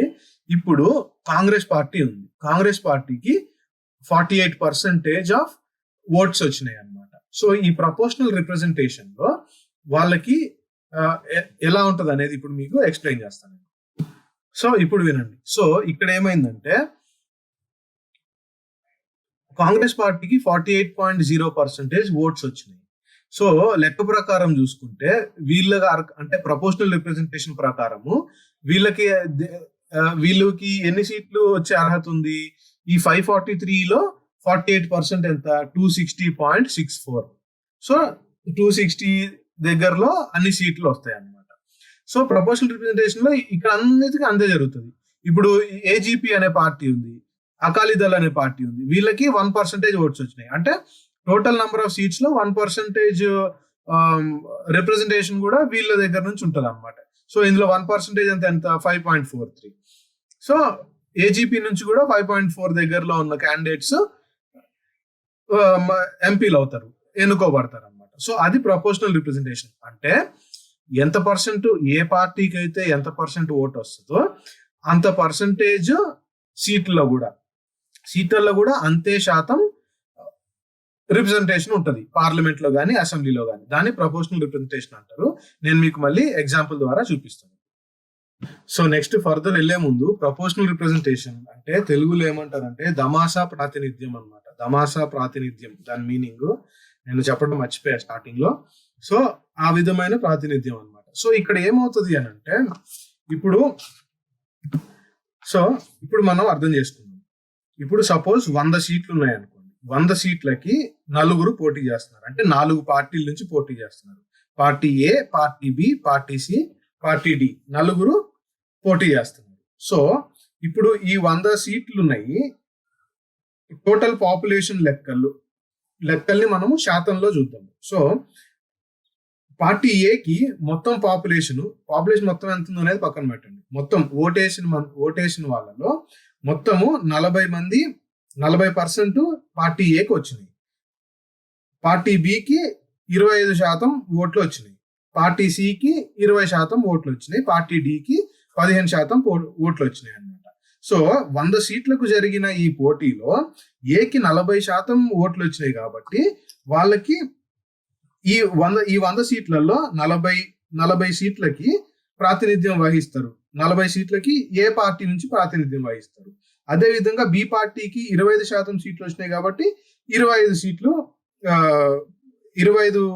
సీట్లు ఎమ్మెల్యేను, ఎంపీను వాళ్ళకి రిప్రజెంటేషన్ ఉంటుంది. తర్వాత సికి 20 వచ్చినాయి కాబట్టి 20% ఓట్ పర్సెంటేజ్ వచ్చింది కాబట్టి ఈ 100 సీట్లలో 20 మంది సి పార్టీ నుంచి ఉంటారు. డి పార్టీ నుంచి మిగిలిన 15 మంది ఉంటారు. ఎందుకు 15% ఓట్లు వాళ్ళకి వచ్చినాయి కాబట్టి. సో ఈ లెక్క ప్రకారం చూసుకున్నప్పుడు ఏమవుతుందంటే ఇప్పుడు జనరల్ గా ఇందాక మీకు చూసిన ఎగ్జాంపుల్ ప్రకారము సో మనకి ప్రపోర్షనల్ రిప్రజెంటేషన్ అంటే దమాషా ప్రాతినిధ్య ప్రకారం చూసుకుంటే బీజేపీకి 7.4% ఓట్లు వచ్చినాయి. అంటే లెక్క ప్రకారం వాళ్ళకి ఎన్ని సీట్లు రావాలి 40.1. అంటే ప్రపోర్షనల్ రిప్రజెంటేషన్ ప్రకారం 40.1 అన్నమాట. కానీ వాళ్ళకి ఎన్ని సీట్లు వచ్చినాయి 2 సీట్లు వచ్చినాయి. సో ఇక్కడ బీజేపీకి ఓటేసిన 7.4% మందికి వాళ్ళకి కలిగిన రిప్రజెంటేషన్ ఎంత, వాళ్ళకి కలిగిన ప్రాతినిధ్యం ఎంత 2 సీట్లు. కానీ లెక్క ప్రకారం అన్ని సీట్లలో ప్రపోర్షనల్ రిప్రజెంటేషన్ ప్రకారం వాళ్ళకి ఎంత రావచ్చు 40.1 సీట్లు రావచ్చు అనమాట. సో ఈ విధంగా first past the post system, proportional representation system మారుతూ ఉంటుంది. సో ఇప్పుడు నేను ఇందాక ఎగ్జాంపుల్ చెప్పా కదా, దానికి వచ్చేది ఏ పార్టీకి 40% ఓట్లు వచ్చినాయి కాబట్టి 40 సీట్లు వాళ్ళకి ఇస్తారా అని అనుకుంటారు. సో ఈ 40 సీట్లు ఎవరికి ఇవ్వాలి? ఇప్పుడు మనకి జనరల్ గా నియోజకవర్గంలో క్యాండిడేట్ల నుంచి ఉంటే ఆ క్యాండిడేట్ ప్రకారం ఓటేస్తాము. ఆ క్యాండిడేట్ కి ఎవరు గెలిస్తే వాళ్ళు ప్రాతినిధ్యం వహిస్తారు. ఇక్కడ మనం ఓటేసేది పార్టీకి, అది నేను ఇప్పుడు చెప్పాలనుకున్నాను. సో మీరు ఓటేసేది ఆ పర్టికులర్ పార్టీకి అన్న విషయం మీరు గుర్తుపెట్టుకోండి. సో ఫర్దర్ డిస్కషన్ లోకి వెళ్దాం. సో ఇక్కడ మనము పార్టీకి ఓటేస్తాము. పార్టీకి ఓటేసిన తర్వాత ఏమవుతుందంటే ఈ క్యాండిడేట్కి ఓటు వేయట్లేదు. సో ఇప్పుడు ఏమవుతుంది అని అంటే ఈ పార్టీ ఏదైతే ఉందో, సపోజ్ ఏ పార్టీ ఉంది, ఏ పార్టీ వాళ్ళు ఏం చేస్తారంటే ఎలక్షన్స్ కి ముందు ప్రాధాన్యత ప్రకారంగా ఒక లిస్ట్ రిలీజ్ చేస్తారు. ఎట్లా రిలీజ్ చేస్తారు? ఫస్ట్ సెకండ్ థర్డ్ ఒక 60 పేర్లు ఇస్తారు. 60 పేర్లు ఇచ్చినప్పుడు వాళ్ళకి ఇక్కడ 40% ఓట్లు వచ్చినాయి కాబట్టి 40 సీట్లు వాళ్ళకి రావాలి. వాళ్ళకి 40 సీట్లలో వాళ్ళకి రిప్రజెంటేషన్ ఉంటుంది, ప్రాతినిధ్యం ఉంటుంది. సో ఈ 40 సీట్లలో వాళ్ళు అంతకుముందు ఎలక్షన్స్ ముందే లిస్ట్ రిలీజ్ చేయాలన్నమాట. ప్రపోర్షనల్ రిప్రజెంటేషన్ దమాషా పద్ధతి ప్రాతినిధ్యం ప్రకారము ఎలక్షన్స్ ముందు ఒక లిస్ట్ రిలీజ్ చేస్తారు. ఆ లిస్ట్ రిలీజ్ చేసిన తర్వాత ఎలక్షన్స్ పార్టీలకు జరుగుతాయి. ఏ పార్టీకి ఎంత శాతం ఓట్లు వస్తాయో అంత శాతం సీట్లు కూడా వస్తాయి పార్లమెంట్ సీట్లు. మనం పార్లమెంట్ ఎగ్జాంపుల్ తీసుకుందాం. పార్లమెంట్ లో అన్ని సీట్లు వస్తాయి. అన్ని సీట్లు ఎన్ని సీట్లు వచ్చినాయని అట్లా ఇప్పుడు ఆ సీట్లలో ఎవరు నుంచో పెట్టాలని అది తెలుస్తుంది. ఈ ప్రాధాన్యత ప్రకారంగా ఏ లిస్ట్ అయితే రిలీజ్ చేశారో ఆ లిస్ట్ లో ఉండే వాళ్ళని బట్టి, ఇప్పుడు సపోజ్ వాళ్ళకి 40, ఇప్పుడు 60 పార్టీ ఏ ఉంది, పార్టీ ఏ 60 మందితో ఒక లిస్ట్ తయారు చేసింది అనుకోండి. కానీ వాళ్ళకి ఇక్కడ నేను చెప్పిన ఎగ్జాంపుల్ ప్రకారము 40 మందే వాళ్ళకి 40 సీట్లే వచ్చినాయి. సో ఈ ఫస్ట్ 40 మంది ఎవరైతే ఉంటారో వాళ్ళు ఎంపీలు అవుతారు, అంటే పార్లమెంట్ లోకి వెళ్తారు అనమాట. అది ప్రపోర్షనల్ రిప్రజెంటేషన్ పద్ధతి. మీకు మళ్ళీ ఎక్స్ప్లెయిన్ చేస్తాను, జరిగే కొద్దీ చూడండి. సో ఇక్కడ ఇజ్రాయెల్, నెదర్లాండ్స్ 2 దేశాల్లో ఎగ్జాంపుల్ తీసుకుందాం. సో ఇప్పుడు మనకి నియోజకవర్గాలు ఉన్నాయి. ఇప్పుడు ప్రపోర్షనల్ రిప్రజెంటేషన్ ప్రకారం చూసుకుంటే నియోజకవర్గం యొక్క కాన్సెప్ట్ లేనట్టే. ఇప్పుడు మీకు నియోజకవర్గం ఉంటే ఆ నియోజకవర్గాన్ని ప్రాతినిధ్యం వహిస్తూ ఒక క్యాండిడేట్ ఉంటాడు. ఇక్కడ మీకు క్యాండిడేట్ అనేవాడు లేడు, మీరు డైరెక్ట్ గుట్టి పార్టీ కోటేస్తున్నారు. ఆ పార్టీ ఎక్కడ మీరు పార్టీ కోటేస్తున్నారు. మీరు సపోజ్ మీరు పార్టీకి ఓటేసినా కానీ ఎన్నుకోబడుతున్న వ్యక్తి ఎవరు? ఆ లిస్ట్ లో నుంచి ఉన్న వ్యక్తే ఎన్నుకోబడుతున్నాడు. మీ నియోజకవర్గం నుంచి ఓటర్ కార్డులో మీ నియోజకవర్గంలో ఉన్న వ్యక్తి కాదు. ఎవరు ఎన్నుకోబడుతున్నారు? మీరు మీ నియోజకవర్గం నుంచి ఎవరికి ఓటేసినా, ఏ పార్టీకి ఓటేసినా ఆ పార్టీ నుంచి కానీ ఆ వ్యక్తికి కానీ ఓటు పడదు. అక్కడ ఆ పార్టీకి ఓటు పడుతుంది. ఫైనల్ గా డిసైడ్ చేసేది ఎవరు? ఆ పార్టీ వాళ్ళు డిసైడ్ చేసిన లిస్టు ప్రకారమే మీకు ఎంపీ పార్లమెంట్ లోకి వెళ్తున్నాడు. సో ఇక్కడ మీకు అర్థం అవ్వాల్సిన విషయం ఏంటంటే, పార్టీ సిస్టమ్ అంటే ఒక పొలిటికల్ పార్టీకి ఇక్కడ విలువ ఎక్కువ ఇచ్చేసినట్టు, ఆ క్యాండిడేట్ కి విలువ లేనట్టు. అంటే విలువ లేనట్టు కాదు, క్యాండిడేట్ ఎవరైనా పర్లేదు, కానీ ఆ పార్టీకి ఎక్కువ విలువ ఇచ్చినట్టు. అది పాయింట్ నెంబర్ 1. ఇంకొకటి ఏంటంటే, ఇజ్రాయెల్, నెదర్లాండ్స్ దేశాల్లో దేశమంతా ఒకటే నియోజకవర్గంగా భావించబడుతుంది. ఇప్పుడు మన ఇండియాలో అది పాసిబుల్లా? అది మనకి కుదురుతుందా? ఇక్కడ కుదరదు, సశమిరా కుదరదు. ఎందుకంటే మనకి విభిన్నత, ఎంత విభిన్నత ఉందో మనం చెప్పుకుంటూనే వచ్చాము. సో ఇక్కడ మీకు అర్థం అవ్వాల్సిన విషయం ఏంటంటే, ఇండియాలో ఈ పర్టికులర్ విధం ఎందుకు కాదంటే, ఇజ్రాయెల్, నెదర్లాండ్స్ దేశంలో పాటించే ఇదే పద్ధతి మనకి ఇక్కడ ఇండియా మొత్తం ఒకటే కాన్స్టిట్యున్సీగా ట్రీట్ చేయలేము. ఇప్పుడు ఇండియా మొత్తం ఒకటే కాన్స్టిట్యున్సీగా ట్రీట్ చేసి ఈ విధంగా పార్టీలకు ఓటేస్తే నీ నియోజకవర్గం నుంచి ఎవరు నిన్ను రిప్రజెంట్ చేస్తున్నారో నీకు తెలియదు. నీ నియోజకవర్గంలో వచ్చే ప్రాబ్లమ్స్ ఎవరికి చెప్పుకోవాలో తెలియదు. అదే విధంగా ఇండిపెండెంట్ గా నుంచో, ఇప్పుడు పార్టీలు అంటే ఐడియాలజీస్ ఉంటాయి, ఒక్కొక్కరికి ఒక్కొక్క భావన ఉంటుంది అనమాట. ఒక్కో పార్టీది ఒక్కో భావన, లెఫ్ట్, రైట్, సెంటర్. మనకు తెలిసింది లెఫ్ట్ పార్టీ అంటారు, రైట్ పార్టీ అంటారు, సోషలిస్ట్ పార్టీ అంటారు, కమ్యూనిస్ట్ పార్టీలు ఉంటాయి. సో ఇన్ని విధాలుగా ఉన్నప్పుడు ఆ పార్టీలు యూజువల్లీ ఇండియాలో ఐడియాలజీ బేస్డ్ అనమాట. సో పార్టీల్లో ఏ ఐడియాలజీ లేకుండా ప్రజలకి సేవ చేయాలి అనుకుని ఇండిపెండెంట్ గా నుంచునే వాడి పరిస్థితి ఏమవ్వాలి? అదొక డిసడ్వాంటేజ్ మనకి. ఎందుకండి ఇప్పుడు అలాంటి కూడా సులువుగా ఎన్నికలు కంటెస్ట్ చేసేటట్టు ఉండాలనేదే మన రాజ్యాంగంలో ఒక ప్రొవిజన్. ఈక్వాలిటీ, అందరికీ సమానంగా ఆపర్చునిటీ ఉండాలి అనేది మనం చూస్తున్నాము రైట్స్ లో. సో ఇక్కడ మీకు చెప్పొచ్చేది ఏంటంటే, నెక్స్ట్ మళ్ళీ ఎగ్జాంపుల్లో నేను చెప్తాను అనమాట. సో ఇప్పుడు ఇంకొకటి ఏంటంటే, అర్జెంటీనా, పోర్చుగల్లో ఇది ఇంకొక విధమైన ప్రపోర్షనల్ రిప్రజెంటేషన్. ఎట్లా ఉంటుందంటే, ఇప్పుడు నేను మీకు ఏం చెప్పాను, ఇండియా మొత్తం ఒక కాన్స్టిట్యున్సీగా ఫామ్ అయితే, ఇజ్రాయెల్ పద్ధతి ఫాలో అవుతే మనం ఇండియా మొత్తం ఒక కాన్స్టిట్యున్సీ ఉంటుంది. వీళ్ళు పార్టీకి ఓటేసేసుకోండి, ఆ లిస్ట్ లో ఆ పార్టీ వాళ్ళు ఏ లిస్ట్ అయితే ఎలక్షన్స్ ముందు చెప్తారో ఆ లిస్ట్ లో నుంచి ఉన్న వాళ్ళు ఎంపీలు అయిపోతారు. అర్జెంటీనా, పోర్చుగల్లో డిఫరెంట్ ఎట్లుంటుంది అని అంటే, మీ కాన్స్టిట్యున్సీలోనే ఓట్లు ఉంటాయి. మీ కాన్స్టిట్యున్సీలోనే పర్సంటేజ్ ఆఫ్ ఓట్స్ ని బట్టి మీ కాన్స్టిట్యున్సీ నుంచే అనేక మంది రిప్రజెంట్ చేస్తారు అనమాట. ఇప్పుడు సపోజ్ ఎగ్జాంపుల్ చెప్తా, ఆంధ్రప్రదేశ్ ఉంది, ఒక నియోజకవర్గం ఉంది.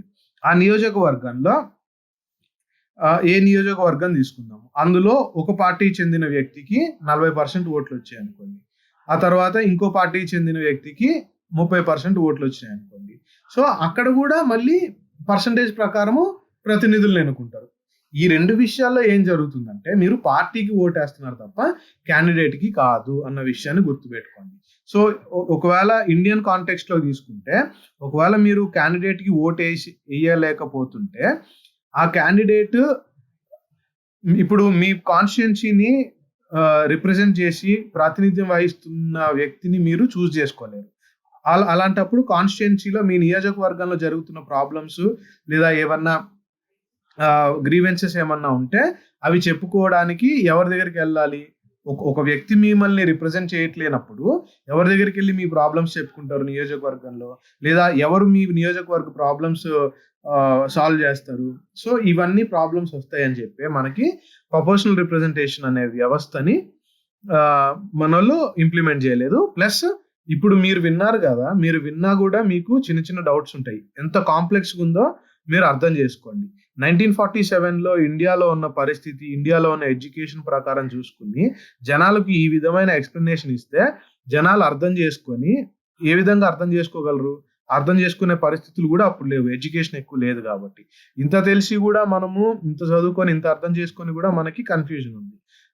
ఇదే మీరు ఊర్లలోకి వెళ్ళి చదువుకోని పెద్దోళ్ళు, మన తాతలు, ఆ వ్యవస్థలో ఉన్న వాళ్ళకి, చదువుకోని వాళ్ళకి చెప్పుకోవాలంటే ఎట్లుంటది? సో ఇవన్నీ కన్సిడర్ చేసుకొని మనము first past the post system ని అడాప్ట్ చేసుకున్నాం. కానీ ఈ ప్రపోర్షనల్ రిప్రజెంటేషన్ అనే పద్ధతి ఏదైతే ఉందో, మనము రాజ్యసభ ఎలక్షన్స్ లో తర్వాత మనకి మండలి ఎలక్షన్స్ జరుగుతాయి, లెజిస్లేటివ్ కౌన్సిల్ ఎలక్షన్స్ జరుగుతాయి. వాటిల్లో ఈ ప్రపోర్షనల్ రిప్రజెంటేషన్ పద్ధతే పాటిస్తున్నాం. ఎందుకంటే వాళ్ళ లెవెల్లో అక్కడ ఈజీగా ఉంటుంది కాబట్టి. దానికి కూడా నిన్న జరిగిన ఎలక్షన్స్ లో ఒక పొలిటికల్ పార్టీ వాళ్ళు మాక్ ఎలక్షన్ కండక్ట్ చేశారు. అంటే ఎమ్మెల్యేలు కూడా కన్ఫ్యూజ్ అయ్యే ఛాన్స్ ఉంటుందని అన్నమాట. సో అంత కాంప్లెక్స్ అన్నమాట ఇది. సో ఇప్పుడు మీకు ప్రపోర్షనల్ రిప్రజెంటేషన్ పద్ధతిలో మీరు పర్సంటేజ్ ఆఫ్ ఓట్స్ ప్రకారం, అంటే ఓట్ శాతం ప్రకారము ఎన్ని సీట్లు వచ్చినాయో, అంటే ఓట్ శాతం ప్రకారం సీట్లలో కూడా అంతే శాతం కేటాయిస్తే ఎలా ఉంటుందో ఇప్పుడు చూద్దాం. సో ఇది ఇజ్రాయెల్ ఎలక్షన్స్ అన్నమాట. ఇజ్రాయెల్లో జరిగిన ఎలక్షన్స్. సో మొత్తము పర్సంటేజ్ ఆఫ్ ఓట్స్, మొత్తం పర్సంటేజ్ ఇదంతా పర్సంటేజ్ అనమాట. 100% మొత్తం. అందులో 23.4% ఈ లిక్విడ్ అనే పార్టీకి వచ్చినాయి అనమాట. ఈ 120లో 23.4% కి దగ్గరగా ఉన్నాయి. సో వాళ్ళకి 30 సీట్స్ వచ్చినాయి అనమాట. ఇంకో ప్రాబ్లం కూడా ఏముందంటే, సపోజ్ ఇట్లా ఓటు పర్సంటేజ్ వస్తుంది. ఈ ఓటు శాతం ఎంత వచ్చిందో టోటల్ నెంబర్ ఆఫ్ సీట్స్ లోకి శాతం తీసుకుంటే డెసిమల్ పాయింట్స్ వస్తాయి. పాయింట్ ఇంత వస్తుంది. ఆ పాయింట్ ని ఎలా అడ్జస్ట్ చేయాలో దానికి మళ్ళీ పెద్ద తోపులాట, కొట్లాట జరుగుతుంది అనమాట. సో ఈ విధంగా ప్రపోర్షనల్ రిప్రజెంటేషన్ ఇండియన్ కండిషన్స్ కి, అంటే మనమున్న పరిస్థితులకి సూటబుల్ కాదని అన్నారు. కానీ ఎక్కడైతే ఇంప్లిమెంట్ చేయొచ్చు అక్కడ చేస్తున్నారు. ఈ పాయింట్ చూస్తే మీకు అర్థమవుతుంది. ప్రెసిడెంట్ ఎలక్షన్స్ లో, తర్వాత వైస్ ప్రెసిడెంట్ ఎలక్షన్ చేసేటప్పుడు, తర్వాత రాజ్యసభ, తర్వాత విధాన పరిషత్ అంటే మండలి అన్నమాట. సో ఇలాంటి చోట్ల ఎలక్షన్స్ ఇండైరెక్ట్ ఎలక్షన్స్ కాబట్టి ఎమ్మెల్యేలకి, ఎంపీలకి ఈజీగా ఎక్స్ప్లెయిన్ చేసి అక్కడ జరిపిస్తారు. మనకి జనరల్ ఎలక్షన్స్ డైరెక్ట్ మనము ప్రజాప్రతినిధులు ఎన్నుకునేటప్పుడు మాత్రం first past the post system వాడతాము. సో నేను చాలా ఎలాబొరేట్ గా ఎక్స్ప్లెయిన్ చేశాను. డౌట్స్ ఉంటే మళ్ళీ అడగండి. నాకు తెలిసినంత వరకు మీకు ప్రపోర్షనల్ రిప్రజెంటేషన్ బాగా అర్థం అవ్వాలి కాబట్టి ఇంత ఎలాబొరేట్ గా చెప్పా. ఏ ఎగ్జామ్ లో కూడా ప్రపోర్షనల్ రిప్రజెంటేషన్ ని క్యాలిక్యులేట్ చేసి ఏంటి ఎవరికి ఎన్ని ఓట్లు వస్తాయో అని ఎవ్వడు అడగడు. ప్రపోర్షనల్ రిప్రజెంటేషన్ తమాషా పద్ధతి ఒకటి ఉంటుంది అనేది మీరు తెలుసుకోవాలి. అది దానికి నేను చాలా ఎలాబొరేట్ గా ఎక్స్ప్లెయిన్ చేశా, చాలా డీటెయిల్ ఎక్స్ప్లెయిన్ చేశా. ప్లస్ కోర్స్ వాళ్ళు కాబట్టి మీరు చాలా సీరియస్ ఆస్పిరెంట్స్, బేసిక్స్ ని చాలా సీరియస్ గా తీసుకునే వ్యక్తులుగా నేను భావించి ఇంత ఎక్స్ప్లెయిన్ చేశాను. సో మీకు అర్థమైందని అనుకుంటున్నా. అర్థం కాకపోతే మళ్ళీ అడగండి, నేను ఎక్స్ప్లెయిన్ చేయడానికి ట్రై చేస్తాను మళ్ళీ ఒకసారి. ఓకేనా? సో లైవ్ ఎగ్జాంపుల్ చూద్దాం. ఇక్కడ proportional representation by single transferable vote అనేది మనకి రాజ్యసభ ఎలక్షన్స్. సో ఇక్కడ రాజస్థాన్ లో జరిగిన విషయాలు లైవ్ ఎగ్జాంపుల్ చూద్దాం అన్నమాట. సో ఇప్పటికి మీకు అందరికీ క్లియర్గా ఉండాల్సిన విషయం ఏంటి? రాజ్యసభకి ఎలక్షన్స్ ఎమ్మెల్యేలు, రాజ్యసభలో ఎంపీలు ఎన్నుకునేది ఎమ్మెల్యేలు. ఎందుకంటే రాజ్యసభలో ఉండే వాళ్ళు మన రాష్ట్రాన్ని పార్లమెంట్ లో రిప్రజెంట్ చేస్తారని నేను ముందు క్లాసెస్ లో కూడా చెప్పాను. సో ఇప్పుడు ఎమ్మెల్యేలు ఎవరైతే ఉన్నారో మీకు లైవ్ ఎగ్జాంపుల్ నిన్న మొన్న జరిగిన రాజ్యసభ ఎలక్షన్స్ కూడా చెప్తాను, మన ఏపీ స్టేట్ లో జరిగినవి. సో ఇక్కడ ఏం జరిగిందో మనము చూద్దాం. సో ఇక్కడ ఎగ్జాంపుల్లో చూసుకుంటే ఈ ఫార్ములా చూడండి. టోటల్ ఓట్స్ పోల్డ్ ఎన్ని రాజస్థాన్లో ఎమ్మెల్యేలు అందరూ కలిపి 200 ఓట్స్ వేశారు. Total number of candidates to be elected. వాళ్ళు ఎన్నుకోవాల్సిన వ్యక్తులు ఎంతమంది? 4. సో 4 అన్నమాట. సో +1 మొత్తం +1. మనకి ఏపీ నుంచి కూడా 4 ఎన్నుకోవాలి. 4 రాజ్యసభ ఎంపీలు నిన్న జరిగిన ఎలక్షన్ గురించి చెప్తున్నా. సో ఇదే ఈక్వేషన్ లో మీరు నిన్న జరిగిన రాజ్యసభ ఎలక్షన్స్, ఏపీలో జరిగిన రాజ్యసభ ఎలక్షన్స్ గురించి ఆ నంబర్స్ ఇందులో వేయండి, మీకు ఈజీగా అర్థమైపోతుంది. సో మనమే నిన్న ఏపీలో నుంచి కూడా ఎన్నుకోవాల్సింది 4.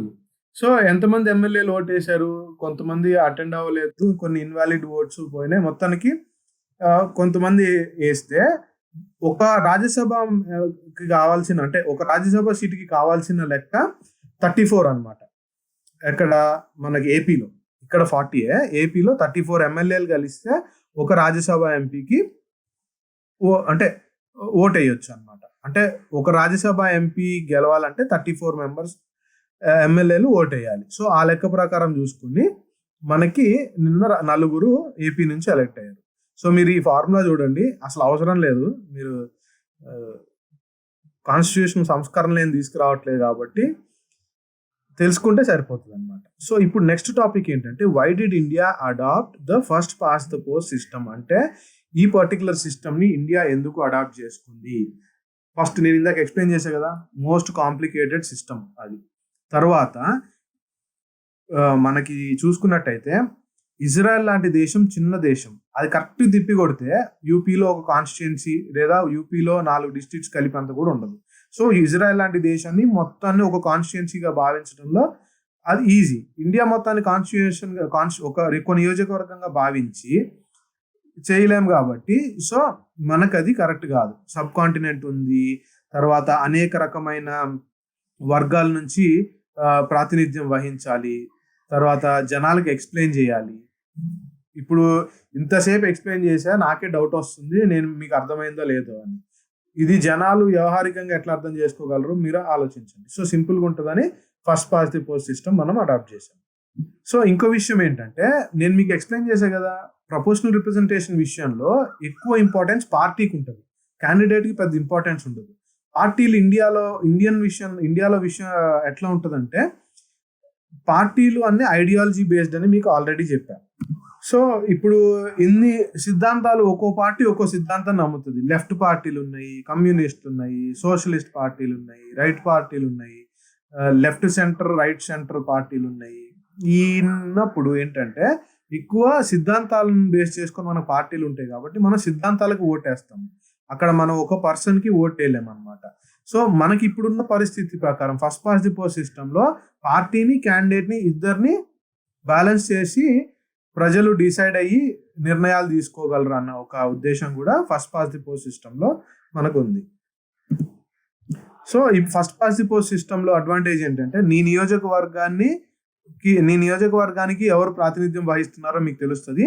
సో వాళ్ళని మనం గట్టిగా అడగవచ్చు, ఏమైనా జరగకపోయినా గట్టిగా వాళ్ళని అడగవచ్చు, లేదా ఏమైనా జరగాలన్నా వెళ్ళి పిటిషన్ పెట్టుకోవచ్చు. కానీ ప్రపోర్షనల్ రిప్రజెంటేషన్ దమాసా పద్ధతిలో అట్లా కాదన్నమాట. సో ఇంకోటి ఏంటంటే, ప్రపోర్షనల్ రిప్రజెంటేషన్ పద్ధతిలో తీసుకుంటే మనకి ఒక స్థిరమైన ప్రభుత్వాలు ఉండగలవా? ఇప్పుడు జనరల్గా ఒక ప్రభుత్వం ఫామ్ అవ్వాలంటే ఎన్ని సీట్లు గెలవాలి? ఉన్న సీట్లు 100 సీట్లు ఉంటే 51 సీట్లు గెలవాలి. సపోజ్ 100 సీట్లు ఉన్నాయి, 3 పార్టీలు ఉన్నాయి, ఇందాక ఎగ్జాంపుల్ చెప్పా, 40-30-30 వస్తే ఇప్పుడు స్థిరమైన ప్రభుత్వం ఎక్కడ ఉంటుంది? మనకు అసలే రాజకీయ నాయకుల్లో కొనుడు అమ్ముడు పోవడం చాలా కామన్ విషయం అయిపోయింది.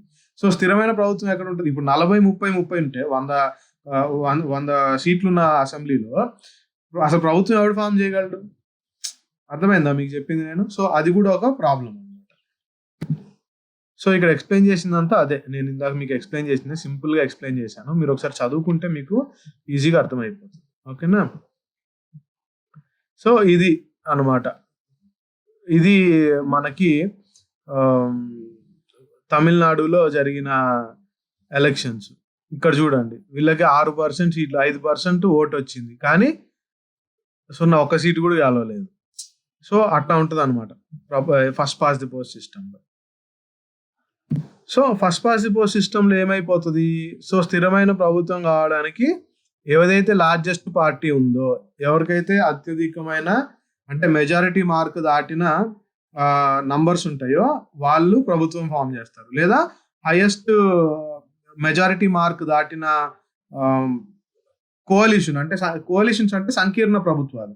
సో ఈ సంకీర్ణ ప్రభుత్వాలు ఏవైతే ఉంటాయో అవి చూస్తాం. మనకి యూపీఏ 2లో జరిగినప్పుడు అంటే 2009లో యూపీఏ గవర్నమెంట్ వచ్చినప్పుడు వాళ్ళది సంకీర్ణ ప్రభుత్వమే. అంటే ఉట్టి కాంగ్రెస్ కి ఫుల్ మెజారిటీ రాలేదు. సో డిఎంకేతో తర్వాత మిత్రపక్షాలు అందరితో కలిసి సంకీర్ణ ప్రభుత్వం ఏర్పాటు చేసింది అనమాట. సో అదొకటి. ఇప్పుడు ఎన్డీఏ ఏదైతే బీజేపీ మెయిన్ పార్టీయే, కాకపోతే ఎన్డీఏ గవర్నమెంట్ అన్నప్పుడు ఏంటంటే బీజేపీ తన మిత్రపక్షాలు అన్ని కలిసి సంకీర్ణ ప్రభుత్వం ఫామ్ చేశాయని లెక్క.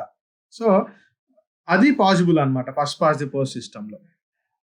ఏంటంటే మనది భిన్నత్వంలో ఏకత్వం భావించాల్సిన ఒక దేశం అనమాట. సో ఈ పాయింట్ చూస్తే మీకు అర్థమయ్యేది ఏంటంటే ఈ ఫస్ట్ పాస్ ది పోస్ట్ సిస్టంలో ఎప్పుడైతే క్యాండిడేట్స్ కూడా ఇంపార్టెంట్ ఉంటుందో, ఒక పొలిటికల్ పార్టీ ఉన్నప్పటికీ కూడా అనేకమైన సామాజిక వర్గాల నుంచి వచ్చి ఒక పార్టీలో ఉండి కలిసి పనిచేసే అవకాశం దొరుకుతుంది.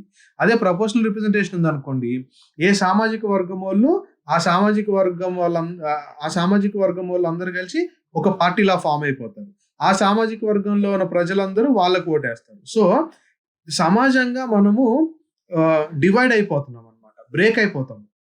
సమాజంగా మనకి వేర్పాటు వాదన వచ్చేస్తుంది అనమాట. సో అలా కాకుండా మనం విభిన్నతలో ఏకత్వం పాటించడానికి కూడా ఆస్కారం ఉండేలాగా మనకి first past the post system చాలా ఇంపార్టెంట్. మన రాజ్యాంగం చేసిన పెద్దలు అందరూ ఇవన్నీ ఆలోచించారు అనమాట. సో అందుకనే మనం first past the post system follow అవుతూనే ఉన్నాము.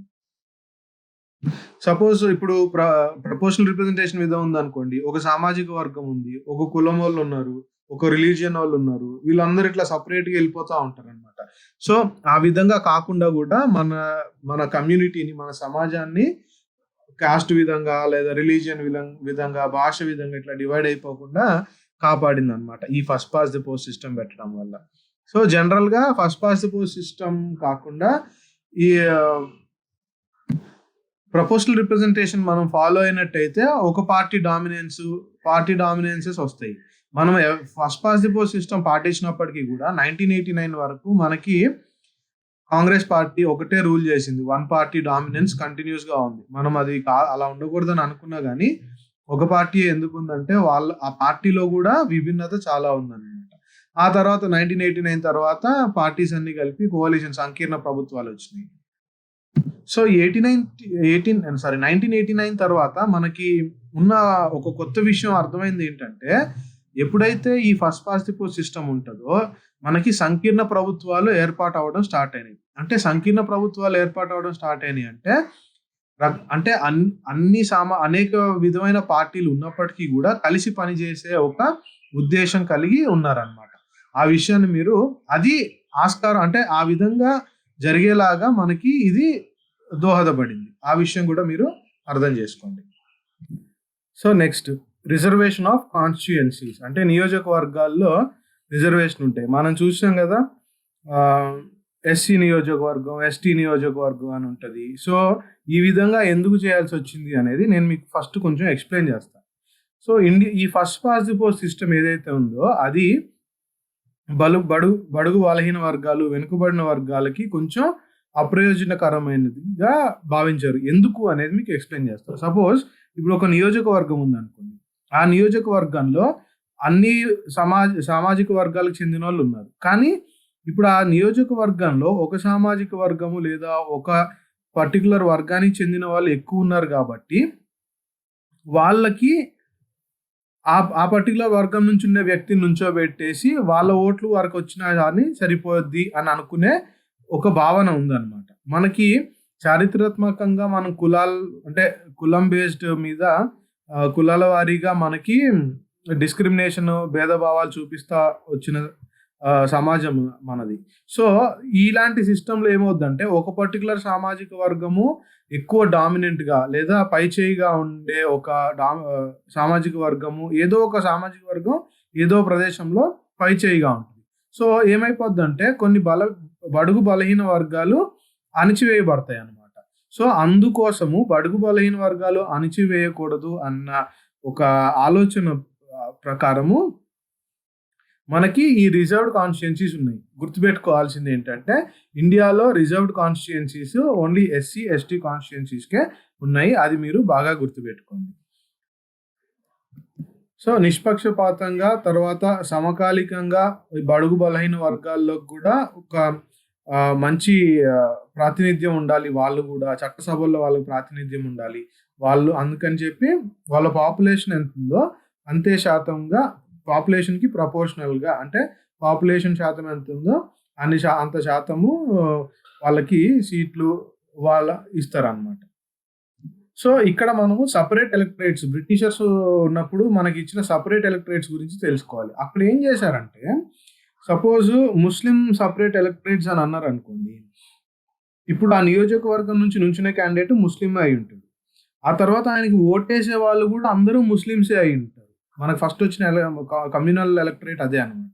అందుకే ఎగ్జాంపుల్ తీసుకున్నాం. సో వాళ్ళ ఒక పర్టికులర్ క్యాండిడేట్ ఒక వర్గం నుంచి నుంచొని ఆ వర్గం వాళ్ళే ఆయనకు ఓటేస్తే ఆబ్వియస్లీ అక్కడ నుంచి ఆ వర్గం నుంచి ఉన్న వాళ్ళే గెలుస్తారు. సో ఇదేంటంటే ప్రజల్ని కూడా డివైడ్ చేసేస్తుంది. అంటే సీట్లోనే రిజర్వేషన్ ప్రొవైడ్ చేయడం కాకుండా ప్రజల్లో కూడా డివైడ్ చేసేస్తుంది. సో మనకి ఇప్పుడు ఫాలో అయ్యే ఈ రిజర్వేషన్ కాన్స్టిట్యుయెన్సీస్‌లో రిజర్వేషన్ ఏంటంటే ఇప్పుడు సపోజ్ ఒక నియోజకవర్గం ఉంది. ఆ నియోజకవర్గం నుంచి నుంచునే వ్యక్తి ఎస్సీనో, ఎస్టీనో అయ్యుంటాడు. కానీ ఓటు ఆ నియోజకవర్గంలో ఉన్న వాళ్ళందరూ ఓటేయొచ్చు. అంటే అక్కడున్న ఓటర్స్ ఎవరైతే ఉన్నారో వాళ్ళల్లో భేదభావం చేసి వాళ్ళల్లో సెపరేషన్ ఏం లేదు. కానీ ఆ కాన్స్టిట్యుయెన్సీ నుంచి నుంచునేది మాత్రం ఎస్సీనో, ఎస్టీనో మన ఇప్పుడున్న పరిస్థితి ప్రకారం. సో అది మీరు అర్థం చేసుకోవాలి. ఇది ఏ విధంగా ఉంటది? ఆ పర్టిక్యులర్ కాన్స్టిట్యుయెన్సీయే ఎస్సీ ఎందుకు కావాలి, ఎస్టీ ఎందుకు అవ్వాలి అనేది నేను మీకు ఎక్స్‌ప్లెయిన్ చేస్తాను. సో ఈ పారాగ్రాఫ్ మొత్తం చదవండి. నేను మార్క్ చేయడం మర్చిపోయాను. సో ఈ పారాగ్రాఫ్ మొత్తం చూస్తే ఏంటంటే ఇప్పుడు సపోజ్ ఒక నియోజకవర్గం ఉంది. ఆ నియోజకవర్గంలో ఎస్సీలు, ఎస్టీలు ఉన్నారు. వాళ్ళు ఆ నియోజకవర్గంలో తక్కువ అయ్యుండొచ్చు. కానీ దేశం మొత్తం క్యాలిక్యులేట్ చేసుకుంటే వాళ్ళు అందరూ కలిసి ఒక కొంత పర్సెంటేజ్ ఉండుంటారు కదా! కొంత పర్సెంటేజ్ ఎంతైతే ఉన్నారో ఆ పర్సెంటేజ్ నంబర్ ఆఫ్ అంటే ఆ పర్సెంటేజ్‌కి తగ్గట్టు వాళ్ళకి రిప్రజెంటేషన్ ఆ పర్సెంటేజ్‌కి తగ్గట్టు వాళ్ళకి సీట్లు ఇచ్చారనమాట. ఎక్కడ ఇప్పుడు ఈ రిజర్వేషన్ ఎక్కడెక్కడ ఉందంటే లోక్‌సభలో, తర్వాత స్టేట్ లెజిస్లేటివ్ అసెంబ్లీస్ అంటే మనకి లోక్‌సభలో, తర్వాత మనకి స్టేట్ అసెంబ్లీలలో ఈ విధంగా schedule castes, schedule tribes, SC constituency, ST కాన్స్టిట్యుయెన్సీలు డివైడ్ చేశారనమాట. సో ఇనిషియల్‌గా ఏంటంటే ఈ పర్టిక్యులర్ విధానము స్వాతంత్రం వచ్చిన తర్వాత మనకు రాజ్యాంగం వచ్చిన 10 సంవత్సరాల వరకు ఉంచుకోవచ్చని 10 సంవత్సరాల వరకు ఉంచుకోవచ్చని ఉంది. కానీ అవసరమైతే అప్పుడున్న పరిస్థితుల్ని బట్టి పార్లమెంట్ దాన్ని అప్పుడు ఏదైతే ప్రభుత్వం ఉంటుందో అప్పుడు పార్లమెంట్లో ఎవరు ఉంటారో వాళ్ళు దాన్ని ఎక్స్టెండ్ చేసుకోవచ్చు, పొడిగించుకుంటూ రావచ్చు అని చెప్పారనమాట.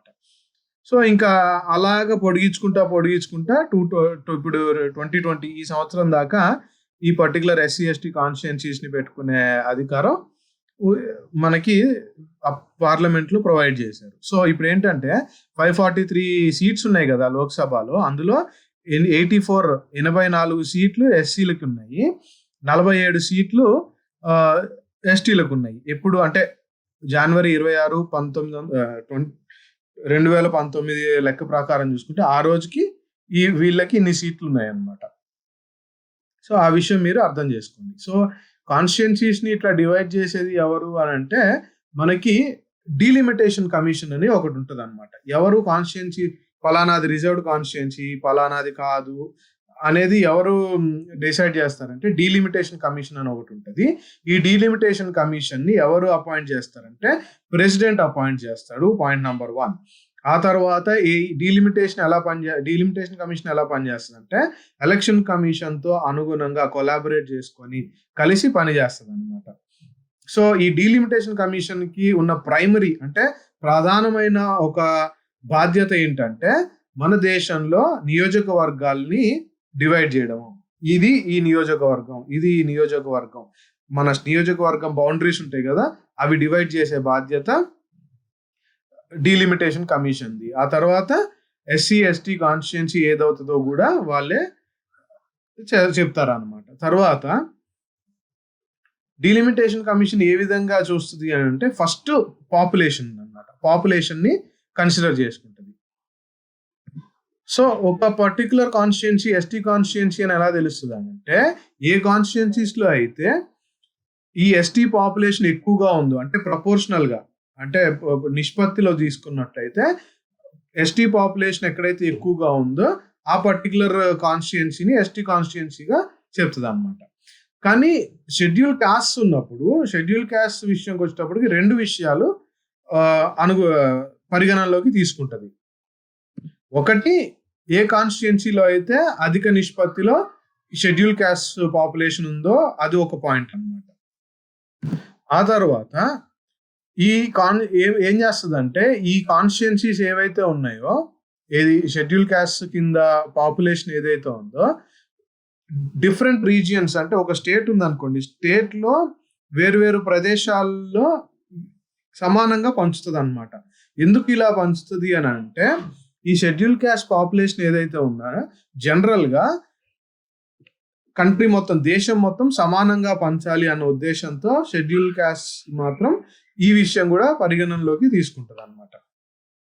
సో, ఈ డీలిమిటేషన్ కమిషన్ అంటే ఈ రిజర్వ్డ్ కాన్స్టిట్యుయెన్సీస్ ఎప్పుడెప్పుడు మార్చొచ్చు అని అంటే ఎప్పుడైతే డీలిమిటేషన్ కమిషన్‌ని ప్రెసిడెంట్ అపాయింట్ చేసి కాన్స్టిట్యుయెన్సీస్ డ్రా చేయమని చెప్తాడో ప్రతిసారి చెప్పిన అంటే డీలిమిటేషన్ కమిషన్ వేసిన ప్రతిసారి వాళ్ళు రిజర్వ్డ్ కాన్స్టిట్యుయెన్సీస్ నంబర్‌ని మార్చొచ్చు. ఏ విధంగా ఈ పై చెప్పిన విధంగా కాలిక్యులేషన్ చేసుకొని మార్చొచ్చు అన్నమాట. సో, ఇక్కడ మీరు గుర్తుపెట్టుకోవాల్సింది ఏంటంటే మనకు రాజ్యాంగంలో ఎస్సీలకి ఎస్టీలకి రిజర్వ్డ్ కాన్స్టిట్యుయెన్సీస్ ఉండాలి, రిజర్వ్డ్ నియోజకవర్గాలు ఉండాలని చెప్పింది కానీ మిగతా వర్గాలు బలహీన వర్గాలు వెనుకబడి వర్గాలు ఉన్నా కానీ చెప్పలేదన్నమాట. సో, ఇలాంటి సమయంలో చట్టసభల్లో అంటే స్టేట్ అసెంబ్లీలో లోక్సభలో ఉమెన్‌కి రిప్రజెంటేషన్ ఉండాలి. ఎందుకంటే ఉమెన్‌కి మహిళలకి మహిళలు ప్రాధాన్యత ఇచ్చేలా లేరు. ప్రాతినిధ్యం వహించే అంటే మహిళలు పాపులేషన్‌లో సగం ఉన్నప్పటికీ కూడా మహిళల ప్రాతినిధ్యం ఎక్కువ లేదు. లోక్సభలో అయినా గానీ, స్టేట్ అసెంబ్లీలో అయినా గానీ. సో, ఇప్పుడు ఈ మహిళా రిజర్వేషన్ బిల్ అనేది ప్రతిసారి డిస్కషన్‌లోకి వస్తది. వెనక్కెళ్ళిపోతా ఉంటది. సో, ఈ 1/3 అంటే 1/3 సీట్స్ లోక్సభలో, అసెంబ్లీలో 1/3 సీట్స్ మహిళలకి రిజర్వ్ చేయాలి అని ఒక రికమెండేషన్ ఉంది. కానీ అది ఎప్పుడు కంప్లీట్‌గా డిస్కషన్ అయ్యి ఒక బిల్ రూపంలో రాలేదు.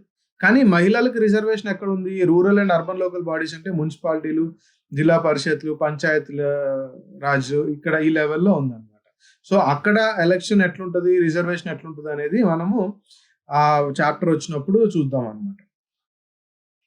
సో, ఈ విధంగా లోక్సభలో మహిళా రిజర్వేషన్ బిల్లు, తర్వాత అసెంబ్లీలో మహిళా రిజర్వేషన్ బిల్లు రావాలి అని అంటే రాజ్యాంగ సవరణ చేయాలి. అయి చేయాలా లేదా ఏంటి అనేది మనకి అది మళ్ళీ ఒక పెద్ద డిస్కషన్‌లా చేయొచ్చు.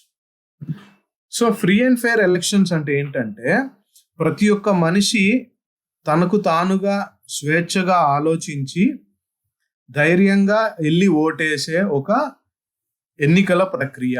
అది నిజమైన ఒక నిజమైన ప్రజాస్వామ్యానికి నిజమైన రుజువులనమాట. ఒక మనిషి స్వేచ్ఛగా ఆలోచించి తనంతటికి తాను ధైర్యంగా ఎళ్లి ఒక ఎన్నికల్లో పార్టిసిపేట్ చేయడం. అదే విధంగా పారదర్శకంగా, నిష్పక్షపాతంగా ఎన్నికలు కండక్ట్ చేయడం కూడా ఒక ప్రజాస్వామ్య వ్యవస్థకి చాలా ఇంపార్టెంట్ విషయాలన్నమాట.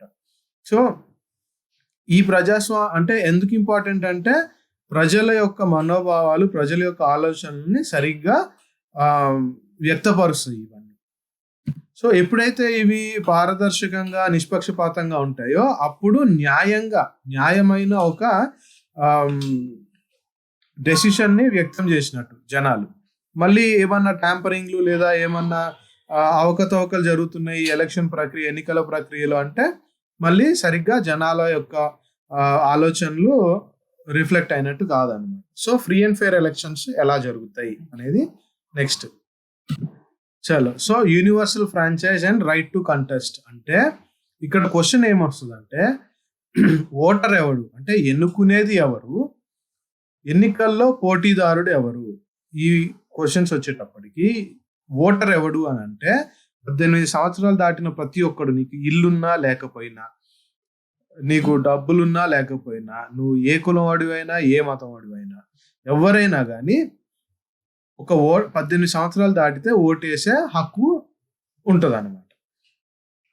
సో ఇప్పుడు ఎవడు కంటెస్టెంట్ అంటే, ఎవరైనా కంటెస్టెంట్ అంటే నార్మల్గా చెప్పుకోవాలంటే ఎవరైనా కంటెస్టెంట్ అంటే ఎవరైనా ఎన్నికల్లో పోటీ చేయొచ్చు అనేది మనకి రాజ్యాంగం ప్రొవైడ్ చేసింది. కొన్ని తర్వాత చట్టాల్లో మార్పులు వచ్చి కొన్ని కండిషన్స్ పెట్టినాయి అనమాట. మీరు ఇంకో విషయం గుర్తుపెట్టుకోవాల్సింది ఏంటంటే 1989 వరకు మనకి ఓటు హక్కు 21 సంవత్సరాలు ఉండేది ప్రతి ఒక్కరు. అంటే ఇప్పుడు 18 కదా, అప్పుడు 21 సంవత్సరాలు ఉండేది అనమాట. తర్వాత దాన్ని కుదించి 18 చేశారు. సో ఎన్నికల్లో ఎవరు పార్టిసిపేట్ చేయొచ్చు? ఫస్ట్ అర్హత ఏంటి అంటే, అసలు పోటీదారుడు ఎవరైతే ఉన్నాడో ఆయన ఒక ఓటర్ అయి ఉండాలి అనమాట. అంటే ఆయనకు కూడా 18 సంవత్సరాలు దాటి ఉండాలి. ఆ తర్వాత ఎందుకు అది అలా ప్రొవైడ్ చేసింది అని అంటే, మనకి కాన్స్టిట్యూషన్ లో ప్రిన్సిపల్ ఆఫ్ ఈక్వాలిటీ, సమానత్వం ఉంది కదా, సమానత్వం ఉంది, నాన్ డిస్క్రిమినేషన్, భేదభావాలు చూపించకూడదని కూడా మనకి కాన్స్టిట్యూషన్ లో ప్రొవైడ్ చేసిన హక్కులు. సో ఆ హక్కులని ఎత్తిపట్టుకుంటూ మనకి ఈ పర్టికులర్ ఆపర్చునిటీని, అవకాశాన్ని కలుగజేసింది అనమాట. బేసికల్లీ ఇండియాలో ఏంటంటే ఎడ్యుకేషన్ క్వాలిఫికేషన్ కూడా అవసరం లేదు. కానీ ఒకసారి రాజస్థాన్ ప్రభుత్వం ఏం చేసిందంటే, వాళ్ళ లోకల్ ఎలక్షన్స్ లో నుంచోడానికి 8th క్లాస్ పాస్ అయి ఉండాలి అనే ఎడ్యుకేషన్ క్వాలిఫికేషన్ కొంత పెట్టింది రాజస్థాన్ ప్రభుత్వం అప్పుడు. సో ఇప్పుడు జనరల్ గా చెప్పాలంటే ఎలక్షన్లలో నుంచోవాలి, ఎలక్షన్లు గెలవాలంటే ప్రజాబలం ఉంటే సరిపోతుంది. గెలవాలంటే ప్రజాబలం ఉంటే సరిపోతుంది. కంటెస్ట్ చేయాలి అంటే నువ్వు ఒక ఓటర్ పోయి ఉంటే చాలు, కంటెస్ట్ చేసేయచ్చు. కానీ కొన్ని కండిషన్స్ ఉన్నాయి, అవి ఇప్పుడు చూద్దాం. ఈ కొన్ని కండిషన్స్ ఏంటంటే, ఓటేయడానికి 18 సంవత్సరాలు హక్కు. 18 సంవత్సరాలు ఉన్న ప్రతి ఒక్కడు ఓటు హక్కు వినియోగించుకోవచ్చు. కానీ లోక్సభ లేదా అసెంబ్లీ ఎలక్షన్లలో, అంటే ఎమ్మెల్యేగా కానీ ఎంపీగా, లోక్సభలో ఎంపీగా, మన అసెంబ్లీలో ఎమ్మెల్యేగా నుంచోవాలి అని అంటే 25 సంవత్సరాలు కనీస వయస్సు అనమాట. సో అదొకటి. ఆ తర్వాత అనేకమైన ఇవి వచ్చినాయి అనమాట. తర్వాత న్యాయపరమైన ప్రొవిజన్స్ వచ్చినాయి. ఏంటంటే 2 సంవత్సరాల కంటే ఎక్కువ శిక్షా కాలం ఉన్న ఒక క్రైమ్ లో ఎవరన్నా ఎమ్మెల్యే కానీ ఎంపీ కానీ దొరికితే వాళ్ళు అక్కడ ఆ ఎమ్మెల్యేగా ఎంపీగా డిస్క్వాలిఫై అయిపోతారు. వాళ్ళు ఇంకా ఎమ్మెల్యేగా ఎంపీగా ఉండలేరు. ఆ తర్వాత వాళ్ళకి ఆస్తులు ఎంత ఉన్నాయి, వాళ్ళ ఎడ్యుకేషన్ ఎంతవరకు చదువుకున్నారు, తర్వాత వాళ్ళు ఏ జెండర్, మేలా ఫీమేలా డిక్లేర్ చేయాలి. ఆ తర్వాత ఏంటంటే, ఇప్పుడు తర్వాత ఎలక్టోరల్ రీఫార్మ్స్ అంటే ఎన్నికల ప్రక్రియల సంస్కరణలు వచ్చినప్పుడు ఎన్ని కేసులు ఉన్నాయో కూడా రాయాలి. ఎన్ని కేసుల్లో దోషిగా డిక్లేర్ చేశారు, ఎన్ని కేసుల్లో ఇంకా విచారణ జరుగుతుంది, ఈ డీటెయిల్స్ అన్ని కూడా రాయాలి. ఎందుకు అని అంటే, మీకు ఒక 2 పదాలు చెప్తా. Criminalization of politics, politicisation of criminals. అంటే ఇవి తెలియకపోతే జనాలకి అంటే అధికార దుర్వినియోగం చేసే, పదవిలో ఉండి అధికార దుర్వినియోగం చేసే ఒక వ్యక్తిని ఎన్నుకుంటున్నామా లేదా అనేది ప్రజలకి తెలియాలన్నమాట. సో అందుకని ఎన్ని కేసులు ఉన్నాయో ఏంటో చూడాలి. కానీ వ్యవహారికంగా ఏం జరుగుతుంది, మనకి వాటన్నిటికీ సంబంధం లేదు. పార్టీ చూస్తాము, పార్టీ నాయకుడిని చూస్తాము, ఆ క్యాండిడేట్, కొన్నిసార్లు పార్టీ చూస్తాము. ఇక కొన్నిసార్లు వాళ్ళ కోసం క్యాంపెయిన్ చేసేవాళ్ళు, స్టార్ క్యాంపెయినర్లు, ఇవన్నీ ఉంటాయి అన్నమాట. బేసికల్లీ ఎలక్షన్ మేనిఫెస్టో చాలా తక్కువ మంది చదువుతారు, ఆ క్యాండిడేట్ గురించి ఉన్న డీటెయిల్స్ చాలా తక్కువ మంది చదువుతారు. సో ఈ విధంగా మీరు ఎలక్షన్స్ లో మనకి యాక్చువల్లీ జరిగేది ఉన్నది ఏంటిది, ఏం జరుగుతుందో మీరు ఆ డిఫరెన్స్ వ్యత్యాసం తెలుసుకోండి. నెక్స్ట్ ఏంటంటే ఇండిపెండెంట్ ఎలక్షన్ కమిషన్. ఎన్నికల సంఘం ఏదైతే ఉందో, ఎన్నికల కమిషన్ అసలు బాధ్యత అంతా దానిది అనమాట. ఒక స్వచ్ఛందమైన, ఒక నిష్పక్షపాతమైన, ఎన్నికలు జరగాలన్న బాధ్యత ఎలక్షన్ కమిషన్, వాటికి అంత పవర్ ఉంటుంది అనమాట. సో నేను ఇప్పుడు మాట్లాడేది సెంట్రల్ ఎలక్షన్ కమిషన్, అంటే ఎలక్షన్ కమిషన్ ఇండియాకి ఉండేది. తర్వాత స్టేట్ ఎలక్షన్ కమిషన్ కూడా ఉంది, దాని గురించి కొంచెం మళ్ళీ ఎక్స్ప్లెయిన్ చేస్తాను నేను. సో ఎలక్షన్ కమిషన్ యొక్క బాధ్యత ఏంటంటే, సో ఈ ఆర్టికల్ పరంగా చూసుకుంటే సూపరింటెండెన్స్, డైరెక్షన్ అండ్ కంట్రోల్, ఈ 3 పదాలు చాలా ఇంపార్టెంట్. సూపరింటెండెన్స్ అంటే ఏంటంటే నిర్వహణ, ఎన్నికల నిర్వహణ. డైరెక్షన్ అంటే ఎన్నికలకు సంబంధించి ఆదేశాలు. తర్వాత ఎన్నికల సంబంధించి క్రమబద్ధీకరణ. తర్వాత క్రమబద్ధీకరణ కాదు, ఏ క్రమంలో ఎన్నికలు జరగాలి అనేది ఎలక్షన్ కమిషన్ చెప్తుంది అనమాట. సో దానికి కావాల్సిన అర్హత కాన్స్టిట్యూషన్ లో ఎలక్షన్ కమిషన్ కి ప్రొవైడ్ చేసింది. ఎన్నికల కమిషన్ ఒక రాజ్యాంగ ఇట్స్ కాన్స్టిట్యూషనల్ పోస్ట్ అనమాట. సో వాళ్ళ బాధ్యత ఏంటంటే ఎలక్టోరల్ రోల్స్ తయారు చేయడం ఎలక్షన్ కమిషన్ బాధ్యత. తర్వాత ఇది బాగా చాలా ఇంపార్టెంట్ గా గుర్తుపెట్టుకోండి, పార్లమెంట్ ఎలక్షన్స్, తర్వాత స్టేట్ లెజిస్లేచర్స్ అంటే ఎమ్మెల్యేలకి సంబంధించిన ఎలక్షన్స్, ఎంపీలకు సంబంధించిన ఎలక్షన్స్, ప్రెసిడెంట్ ఎలక్షన్స్, తర్వాత వైస్ ప్రెసిడెంట్ ఎలక్షన్స్, ఈ ఎలక్షన్స్ అన్ని కండక్ట్ చేసేది ఎలక్షన్ కమిషన్ అన్నమాట. లోకల్ బాడీ ఎలక్షన్స్ ఏవైతే ఉంటాయో, ఏవి మన పంచాయత్ రాజు, మున్సిపాలిటీస్, వీటికి సంబంధించి ఉన్న ఎలక్షన్స్ ని కండక్ట్ చేసే బాధ్యత ఎవరిదంటే స్టేట్ ఎలక్షన్ కమిషన్ది. స్టేట్ ఎలక్షన్ కమిషన్ గురించి ఇక్కడ లేదు, కానీ కొంత నేను చెప్తా. ఎందుకంటే రీసెంట్ గా ఏపీలో స్టేట్ ఎలక్షన్ కమిషనర్ విషయంలో, ఆయన పదవి విషయంలో చాలా డిస్కషన్ జరిగింది కాబట్టి అది కూడా నేను కొంచెం ఎక్స్ప్లెయిన్ చేస్తాను.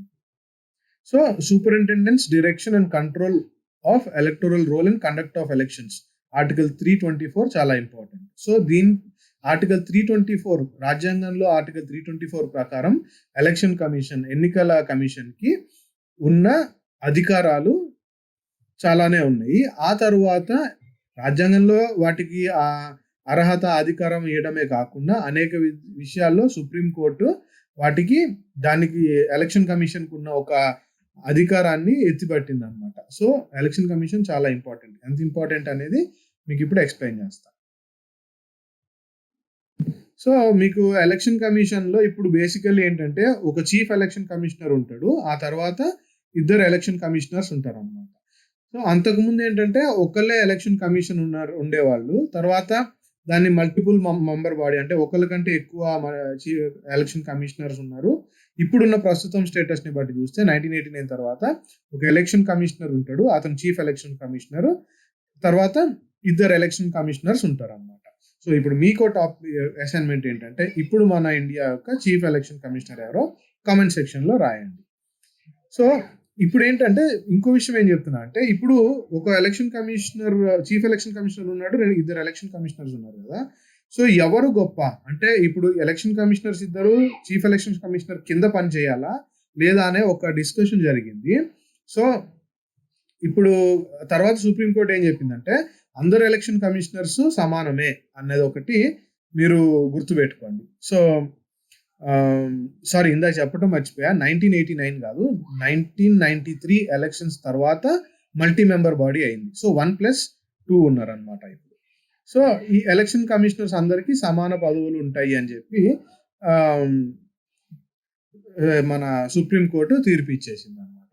ఇట్స్ ఎ కలెక్టివ్ బాడీ, అంటే ఏ డెసిషన్ తీసుకున్నా అందరూ డిస్కస్ చేసి సమకాలికంగా తీసుకోవాలి. సో ఎవరు అపాయింట్ చేస్తారు ఎలక్షన్ కమిషనర్స్ ని? చీఫ్ ఎలక్షన్ కమిషనర్ ని, ఎలక్షన్ కమిషనర్స్ ని ఎవరు అపాయింట్ చేస్తారంటే ప్రెసిడెంట్ ఆఫ్ ఇండియా అపాయింట్ చేస్తాడు. డీలిమిటేషన్ కమిషన్ కూడా ప్రెసిడెంట్ ఆఫ్ ఇండియా అపాయింట్ చేస్తాడు. ఎలక్షన్ కమిషనర్ ని, చీఫ్ ఎలక్షన్ కమిషనర్ ని, ఎలక్షన్ కమిషనర్స్ ని అపాయింట్ ఎలా చేస్తారంటే ప్రెసిడెంట్, మంత్రి మండలి ఉంటుంది కదా, అంటే లోక్సభలో మంత్రి మండలి ఉంటుంది, వాళ్ళు ఇచ్చిన రికమెండేషన్ ప్రకారము అపాయింట్ చేస్తారు అనమాట. సో ఇప్పుడు మీకు ఆలోచన రావచ్చు, అప్పుడు ఎవరైతే మంత్రి మండలిలో ఉంటారో ఆ మంత్రి మండలిలో ఉండే ఎవరైతే ఆ టైంలో మంత్రి మండలిలో ఉంటారో వాళ్ళకి నచ్చినట్టు విధంగా ఎలక్షన్ కమిషనర్స్ ని అపాయింట్ చేసుకుంటూనే ఉండొచ్చు. ఎవరు ప్రభుత్వంలోకి వస్తే ఆ ప్రభుత్వంలో ఉన్న మంత్రి మండలి వాళ్ళు ఎలక్షన్ కమిషనర్స్ ని మార్చుకుంటూ ఉండొచ్చు. వాళ్ళకి నచ్చిన వాళ్ళని వేసుకుంటూ ఉండొచ్చు, వాళ్ళకి సపోర్ట్ చేసే వాళ్ళని. సో ఇలాంటి ఒక పరిస్థితి వస్తుంది అని చెప్తే మనకి చీఫ్ ఎలక్షన్ కమిషనర్కి కానీ ఎలక్షన్ కమిషనర్స్ని కానీ వాళ్ళని తీసేయాలి అని అంటే చాలా ఎలాబొరేట్ ప్రొసీజర్ ఉందన్నమాట. ఎలాంటి ప్రొసీజర్ ఉందంటే మన సుప్రీంకోర్టు జడ్జిని తీసేయాలి అని అంటే ఎంత ప్రొసీజర్ ఉందో అంత ప్రొసీజర్ ఉందన్నమాట. అదే కాకుండా వీళ్ళకి సెక్యూరిటీ ఆఫ్ టెన్యూర్ అంట, భద్రత ఉంటుంది.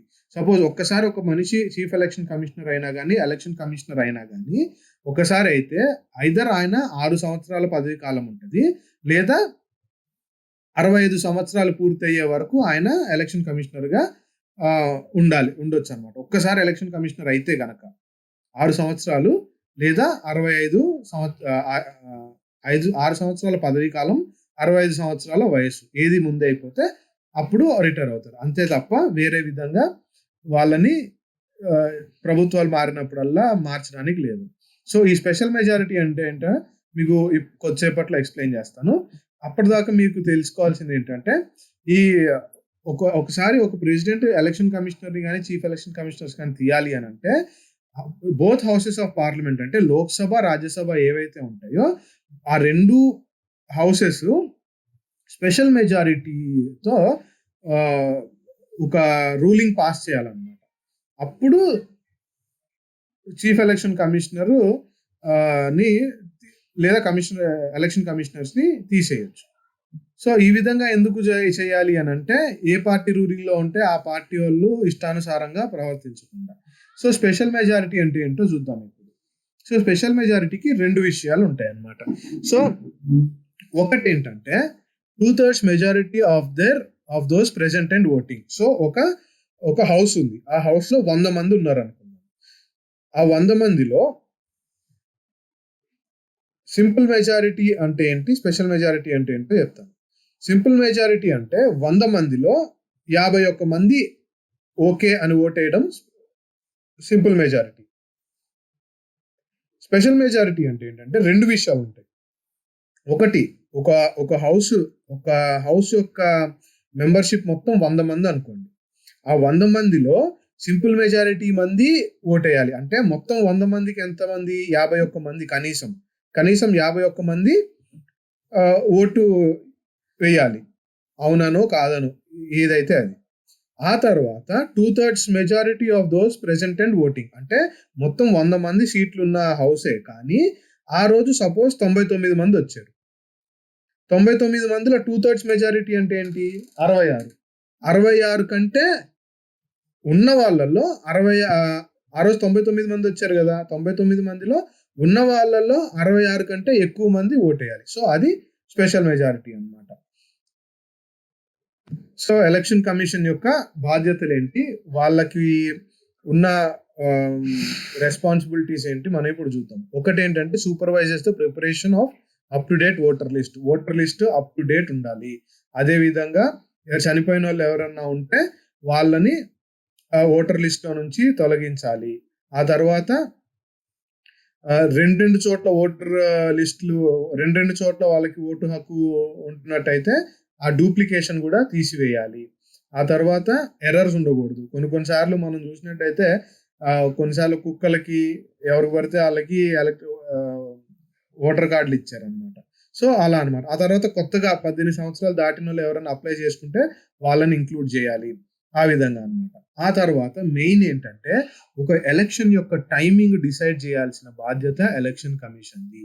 అంటే ఫస్ట్ ఏం చేస్తుందనంటే నోటిఫికేషన్, ఎలక్షన్స్ కి పోలింగ్ ఈ రోజుల్లో ఉంటుందని చెప్పి నోటిఫికేషన్ ఇస్తుంది అనమాట. నోటిఫికేషన్ ఇచ్చిన తర్వాత ఎవరైతే కంటెస్ట్ చేయాలి, పోటీదారులు ఎవరైతే ఉన్నారో వాళ్ళు నామినేషన్ చేసుకోవడానికి ఒక డేట్ ఇస్తుంది. ఆ తర్వాత నామినేషన్ చేసుకున్న తర్వాత ఆ నామినేషన్స్ ని విత్డ్రా చేసుకోవడానికి అంటే వెనక్కి తీసుకోవడానికి ఒక డేట్ డిసైడ్ చేస్తుంది. ఆ తర్వాత యాక్చువల్ పోలింగ్ ఏ రోజు జరగాలో డిసైడ్ చేస్తుంది. తర్వాత కౌంటింగ్ ఏ రోజు జరగాలో డిసైడ్ చేస్తుంది. అదే టైంలో రిజల్ట్స్ ఎప్పుడు డిక్లేర్ చేయాలో కూడా ఎలక్షన్ కమిషనే డిసైడ్ చేస్తుంది అనమాట. సో నెక్స్ట్ ఏంటంటే ఎలక్షన్ కమిషన్ కి ఎంత పదవి ఉంటుందంటే ఒక పోలింగ్ ప్రాసెస్ ఫెయిర్గా, నిష్పక్షపాతంగా, ట్రాన్స్పరెంట్గా, పారదర్శకంగా జరగాలి అని అంటే దానికి కావాల్సిన నిర్ణయాలు తీసుకునే బాధ్యత ఎలక్షన్ కమిషన్ అనమాట. దానికి అంత పవర్ కూడా ఉంది, అధికారం ఉందన్నమాట. ఎలాంటిదంటే అవసరమైతే పోస్ట్ పోన్ చేస్తుంది, ఎలక్షన్ని క్యాన్సిల్ చేస్తుంది. పోస్ట్ పోన్ చేయడం అంటే ఇంకొక రోజుకి మార్చడం. రీసెంట్గా వెస్ట్ బెంగాల్లో కొన్ని చోట్ల అట్లా జరిగింది. ఆ తర్వాత ఎలక్షన్ కావాలంటే క్యాన్సిల్ చేస్తుంది. ఎలాగా కంట్రీ మొత్తం క్యాన్సిల్ చేయొచ్చు, ఒక పర్టికులర్ కాన్స్టిట్యుయెన్సీలో, నియోజకవర్గంలో క్యాన్సిల్ చేయొచ్చు, ఒక స్టేట్లో క్యాన్సిల్ చేయొచ్చు. ఎప్పుడు చేయొచ్చు అంటే అక్కడ ఎలక్షన్ ఫ్రీ అండ్ ఫెయిర్ గా జరగట్లేదు అని అనిపించినప్పుడు, లేదా అలా జరగలేము, అలా కండక్ట్ చేయలేరు అని అనుకున్నప్పుడు కూడా చేయొచ్చు అనమాట. ఆ తర్వాత మోడల్ కోడ్ ఆఫ్ కాండక్ట్ అని ఒకటి ఉంటుంది అనమాట. ఆ model code of conduct parties, candidates follow అయ్యేలాగా చూడాలన్నమాట. ఒకవేళ ఫాలో అవ్వకపోతే మళ్ళీ అక్కడ రీపోలింగ్ కండక్ట్ చేసే అధికారం కూడా వాళ్ళకు ఉంటుంది. అదేవిధంగా ఫ్రీ అండ్ ఫెయిర్ అంటే ఎలక్షన్స్ కండక్ట్ చేయడమే కాదు, ఫ్రీ అండ్ ఫెయిర్ విధంగా కౌంటింగ్ కూడా జరగాలి. సో అందుకనే మనకి కౌంటింగ్ జరిగేటప్పుడు ప్రతి పార్టీ నుంచి వాళ్ళ ఏజెంట్స్ ఉంటారు. అదేవిధంగా కౌంటింగ్ అంతా మనకి అన్ని మీడియా ఛానల్స్లో టెలికాస్ట్ జరుగుతూనే ఉంటుంది అనమాట. సో అదొకటి చూడండి, అదొకటి తెలుసుకోవాలి. ఆ తర్వాత ఇంకొక మెయిన్ ఇంపార్టెంట్ ఇదేంటంటే, ఒక ఎలక్షన్ కమిషన్ ఒక పొలిటికల్ పార్టీ, ఒక రాజకీయ పార్టీ ఏదైతే ఉందో ఆ పార్టీకి సింబల్స్ ఇవ్వడం. ఇప్పుడు సపోజ్ మనకి ఏపీలో ఏంటి, వైసీపీకి ఫ్యాన్ సింబల్, తర్వాత తెలుగుదేశంకి సైకిల్ సింబల్, టిఆర్ఎస్కి ఇక్కడ తెలంగాణలో కార్ సింబల్ అనమాట. సో ఈ సింబల్స్ పలానా పార్టీది అని అలాట్ చేయడం కూడా ఎలక్షన్ కమిషన్ చేస్తుంది. ఒక పర్టికులర్ పార్టీ స్టేట్ పార్టీనా, నేషనల్ పార్టీనా అని కూడా ఎలక్షన్ కమిషన్ ఫైనలైజ్ చేస్తుంది అనమాట. సో ఎలక్షన్ కమిషన్ కి జనరల్ గా ఇప్పుడు ఎలక్షన్స్ ఎంత పెద్ద ఒక నిర్వహణను మీకు తెలుసు. అది చాలా పెద్ద, అంటే దానికి ఎంతమంది అవసరము, ఎంతమంది పని చేయాలి, ఏంటిది అంత అవసరము.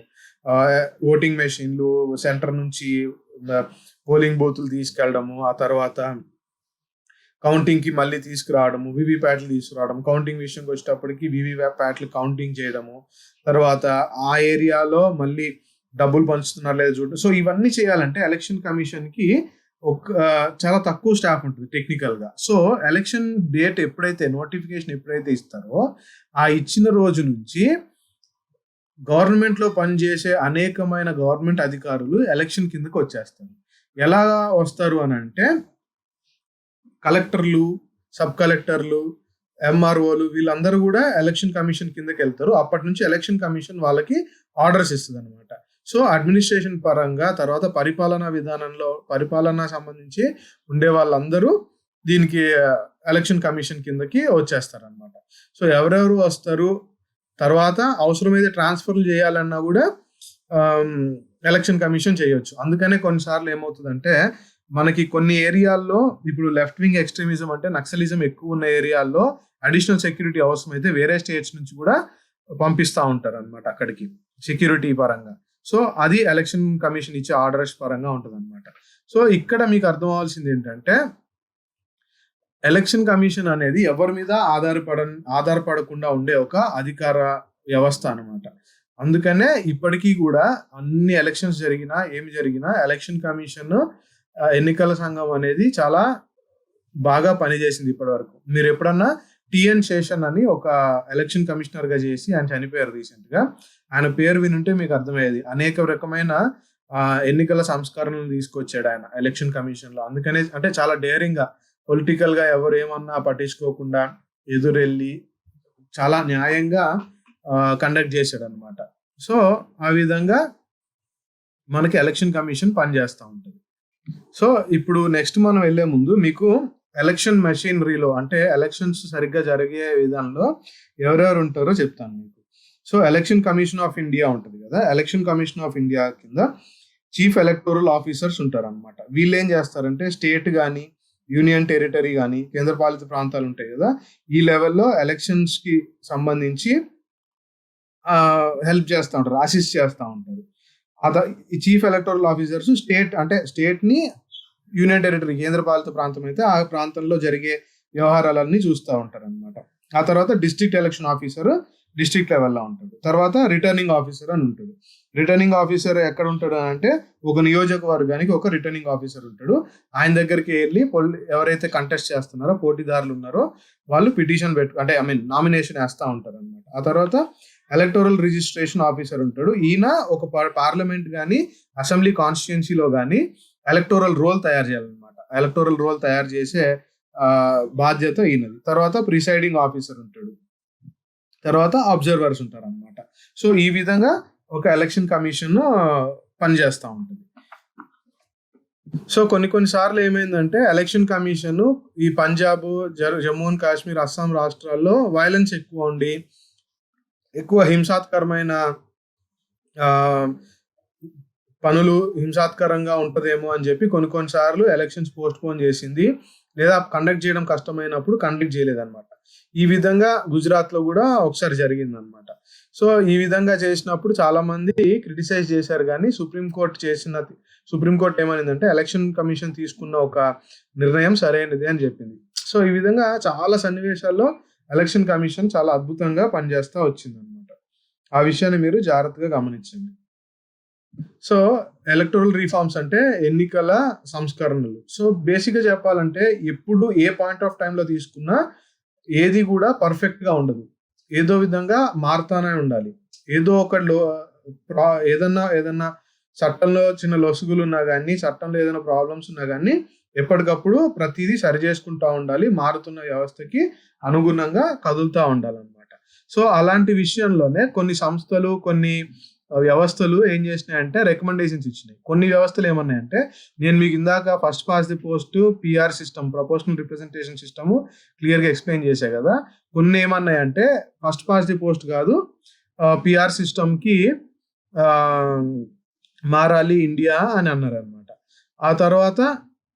ఆ తర్వాత మహిళా రిజర్వేషన్ బిల్కి సంబంధించి మహిళలకి 1/3 రిజర్వేషన్ ఉండాలి పార్లమెంట్లో, అసెంబ్లీస్లో అనేది ఒక పాయింట్ అనమాట. తర్వాత మనకి ఎలక్షన్స్ అప్పుడు డబ్బులు పనిచేయడం అన్నది తెలిసిందే, అవునన్నా కాదన్నా మనం అది నిజమని నమ్మాల్సిందే, వాస్తవం అని. సో అలాంటి తగ్గించడం కోసం ఎలక్షన్ ఎక్స్పెన్సెస్ కూడా, ఒక ఎలక్షన్ క్యాంపెయినింగ్కి ఎంత ఖర్చు చేస్తున్నారు అన్న విషయం కూడా ప్రతి ఒక్క క్యాండిడేట్ పొలిటికల్ పార్టీ పబ్లిష్ చేయాలి. ఎలక్షన్ నామినేషన్ వేసినప్పుడు కూడా చెప్పాలన్నమాట. తర్వాత క్యాండిడేట్స్కి చెప్పే కదా ఇందాక, క్రిమినల్ కేసెస్ ఏమేమి ఉన్నాయో క్లియర్గా తెలియజేయాలి. పెండింగ్ ఉన్నాయా, ఆల్రెడీ కన్విక్ట్ అయ్యాడా, ఆల్రెడీ శిక్ష ఇచ్చారా, శిక్ష అనుభవించి మళ్ళీ కంటెస్ట్ చేస్తుంటే ఎప్పుడు ఏంటి అనేది డీటెయిల్స్ అన్ని తెలియజేయాలన్నమాట. ఆ తర్వాత కులం యూజ్ చేసి, తర్వాత మతం యూజ్ చేసి క్యాంపెయినింగ్స్ చేయకూడదు. అది కూడా చాలా విధాలుగా సుప్రీంకోర్టు తీర్పుల్లో కూడా తెలియజేశారనమాట. తర్వాత ఒక పొలిటికల్ పార్టీ, రాజకీయ పార్టీ ఏదైతే పనిచేస్తుందో అది పూర్తిగా నిష్పక్షపాతంగా ఉందా, లేదా అది వాటికి వచ్చే డబ్బులు, ఖర్చు చేసే డబ్బులు అన్ని పారదర్శకంగా ఉన్నాయా లేదా అనేది కూడా దానికి తగ్గ చర్యలు కూడా తీసుకోవాలి. ఆ విధంగా సంస్కరణలు తీసుకురావాలి అని చెప్పేసి అన్నారు అనమాట. సో ఓవరాల్గా చూసుకుంటే మనకి ప్రజాస్వామ్యం అన్న ఒక ఉద్దేశాన్ని నెరవేర్చడంలో చాలా ముఖ్య పాత్ర పోషిస్తుంది election commission. So election commission బాధ్యత అది, ఎలక్షన్ కమిషన్ యొక్క అర్హతలు అవి, తర్వాత ఎలక్షన్ కమిషన్ ఉన్న అధికారాలు చూసాం కదా. ఇప్పుడు ప్రజలుగా మనం ఏం చేయగలము అనేది చూద్దాం అనమాట. ప్రజలు స్వతహాగా ఏం చేయగలరు అనేది చూద్దాం.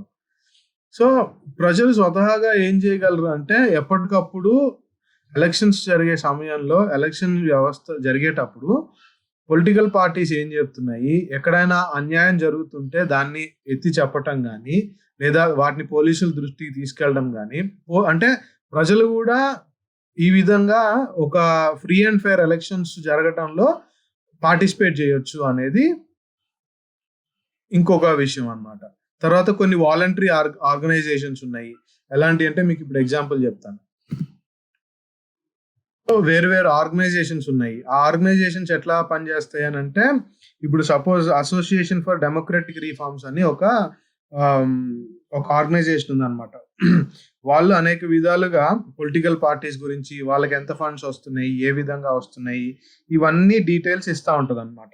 ఎవరి మీద ఎన్ని కేసులు ఉన్నాయి, ఇట్లాంటి డీటెయిల్స్ అన్ని మనకి తెలియజేస్తూ ఉంటుంది ఈ పర్టికులర్ ఆర్గనైజేషన్స్. అట్లాగా అనేక విధమైన ఆర్గనైజేషన్స్ ఉన్నాయి, మీరు తెలుసుకోవాలి. మీకు కొన్ని విషయాలు చెప్తున్నాను, వినండి. సో 25th జనవరిని నేషనల్ ఓటర్స్ డేగా మనము సెలబ్రేట్ చేస్తాము. ఈ ఇయర్ యొక్క నేషనల్ ఓటర్స్ డే థీమ్ ఏంటంటే electoral literacy for a stronger democracy అన్నమాట, అంటే అక్షరాస్యత. సో ఈ ఇయర్ థీమ్ అది, electoral literacy for stronger democracy, బలమైన ప్రజాస్వామ్యం కోసం ఎన్నికల సంబంధించి ఎంత అవగాహన ఉండాలి అనేది అన్నమాట. ఆ తర్వాత ఇంకోటి ఏంటంటే వరల్డ్ ఎలక్షన్స్ బాడీస్ అని ఉన్నాయి. ఇప్పుడు మనకి ఇండియాలో ఎలక్షన్ కమిషన్ ఎట్లా ఉందో ప్రతి దేశంలో అలాగా ఎలక్షన్ బాడీస్ ఉన్నాయన్నమాట. సో వాటి అసోసియేషన్ ఒకటి ఉందన్నమాట. సో ఇక్కడ మనకు తెలియాల్సింది ఏంటంటే మన election commission 4th general assembly of association of world election bodies, association of world election bodies అంటే ప్రతి దేశంలో ఉన్న ఎన్నికల కమిషన్ల అసోసియేషన్ ఒకటి ఉంది. వాటి అసెంబ్లీ 4వసారి మన ఎలక్షన్ కమిషన్ హోస్ట్ చేస్తుంది అనమాట. అదొక విషయం గుర్తుపెట్టుకోండి. అదేవిధంగా ఎలక్షన్ ప్రక్రియ అమలు పరిచే సమయంలో కానీ ఆ ప్రక్రియ జరిగే టైంలో అనేక విధాలైన డైరెక్షన్స్ వస్తూ ఉంటాయి మనకి. ఇంకోటి మీరు గుర్తుపెట్టుకోవాల్సింది ఏంటంటే సుప్రీంకోర్టు లాస్ట్ ఇయర్ ఎలక్షన్స్ టైంలో, అంటే ఆ పర్టికులర్ సమయంలో వివిప్యాట్ ఏదైతే ఉన్నాయో ఈ వివిప్యాట్స్ ని ర్యాండమ్ గా మ్యాచింగ్ చేయాలి అని చెప్పింది అనమాట. అంటే మీరు ఓటేసినప్పుడు రిజిస్టర్ అయ్యేది వివిప్యాట్ లో వచ్చింది కరెక్టా కాదా ర్యాండమ్ గా చెక్ చేయాలి అనేది ఇంకొక రూలింగ్ సుప్రీంకోర్టు ఇచ్చింది. ఆ తర్వాత ఇంకోటి ఏంటంటే ఇప్పుడు మనకి సోషల్ మీడియా ఎక్కువ అయిపోయింది. తర్వాత ఫేస్బుక్, ఇన్స్టాగ్రామ్, తర్వాత ట్విట్టర్, ఇవన్నీ ఎక్కువైపోయేటప్పటికి వీటిలో ఎక్కువ అడ్వర్టైజ్మెంట్స్ వీటి ద్వారా జరుగుతూ ఉన్నాయి అన్నమాట. సో అంతకుముందు న్యూస్ పేపర్లో ఎలక్షన్ డేట్ ఎండ్ అయ్యే 48 hours ముందు వరకు ఎలక్షన్స్ ఆపేయాలి, తర్వాత ముందు 2 రోజుల వరకు మీకు ఎలక్షన్ సంబంధించి పొలిటికల్ పార్టీ సంబంధించి అడ్వర్టైజ్మెంట్ చేయకూడదు అనేది ఉంది. అప్పుడంటే న్యూస్ పేపర్స్ రెగ్యులేట్ చేశారు. ఇప్పుడు ఈ ఆన్లైన్లో సోషల్ మీడియా కానీ యూట్యూబ్లో వీటిలో కానీ ఈ విధంగా కూడా ఎలక్షన్స్ క్యాంపెయినింగ్కి సంబంధించి పొలిటికల్ పార్టీస్కి సంబంధించి డీటెయిల్స్ ఇవ్వకూడదు అని చెప్పి అదొక రూలింగ్ ఉందన్నమాట. తర్వాత సర్టిఫికేషన్ లేకుండా ఇష్టం వచ్చింది వేయకూడదు అనేది ఇంకొకటి.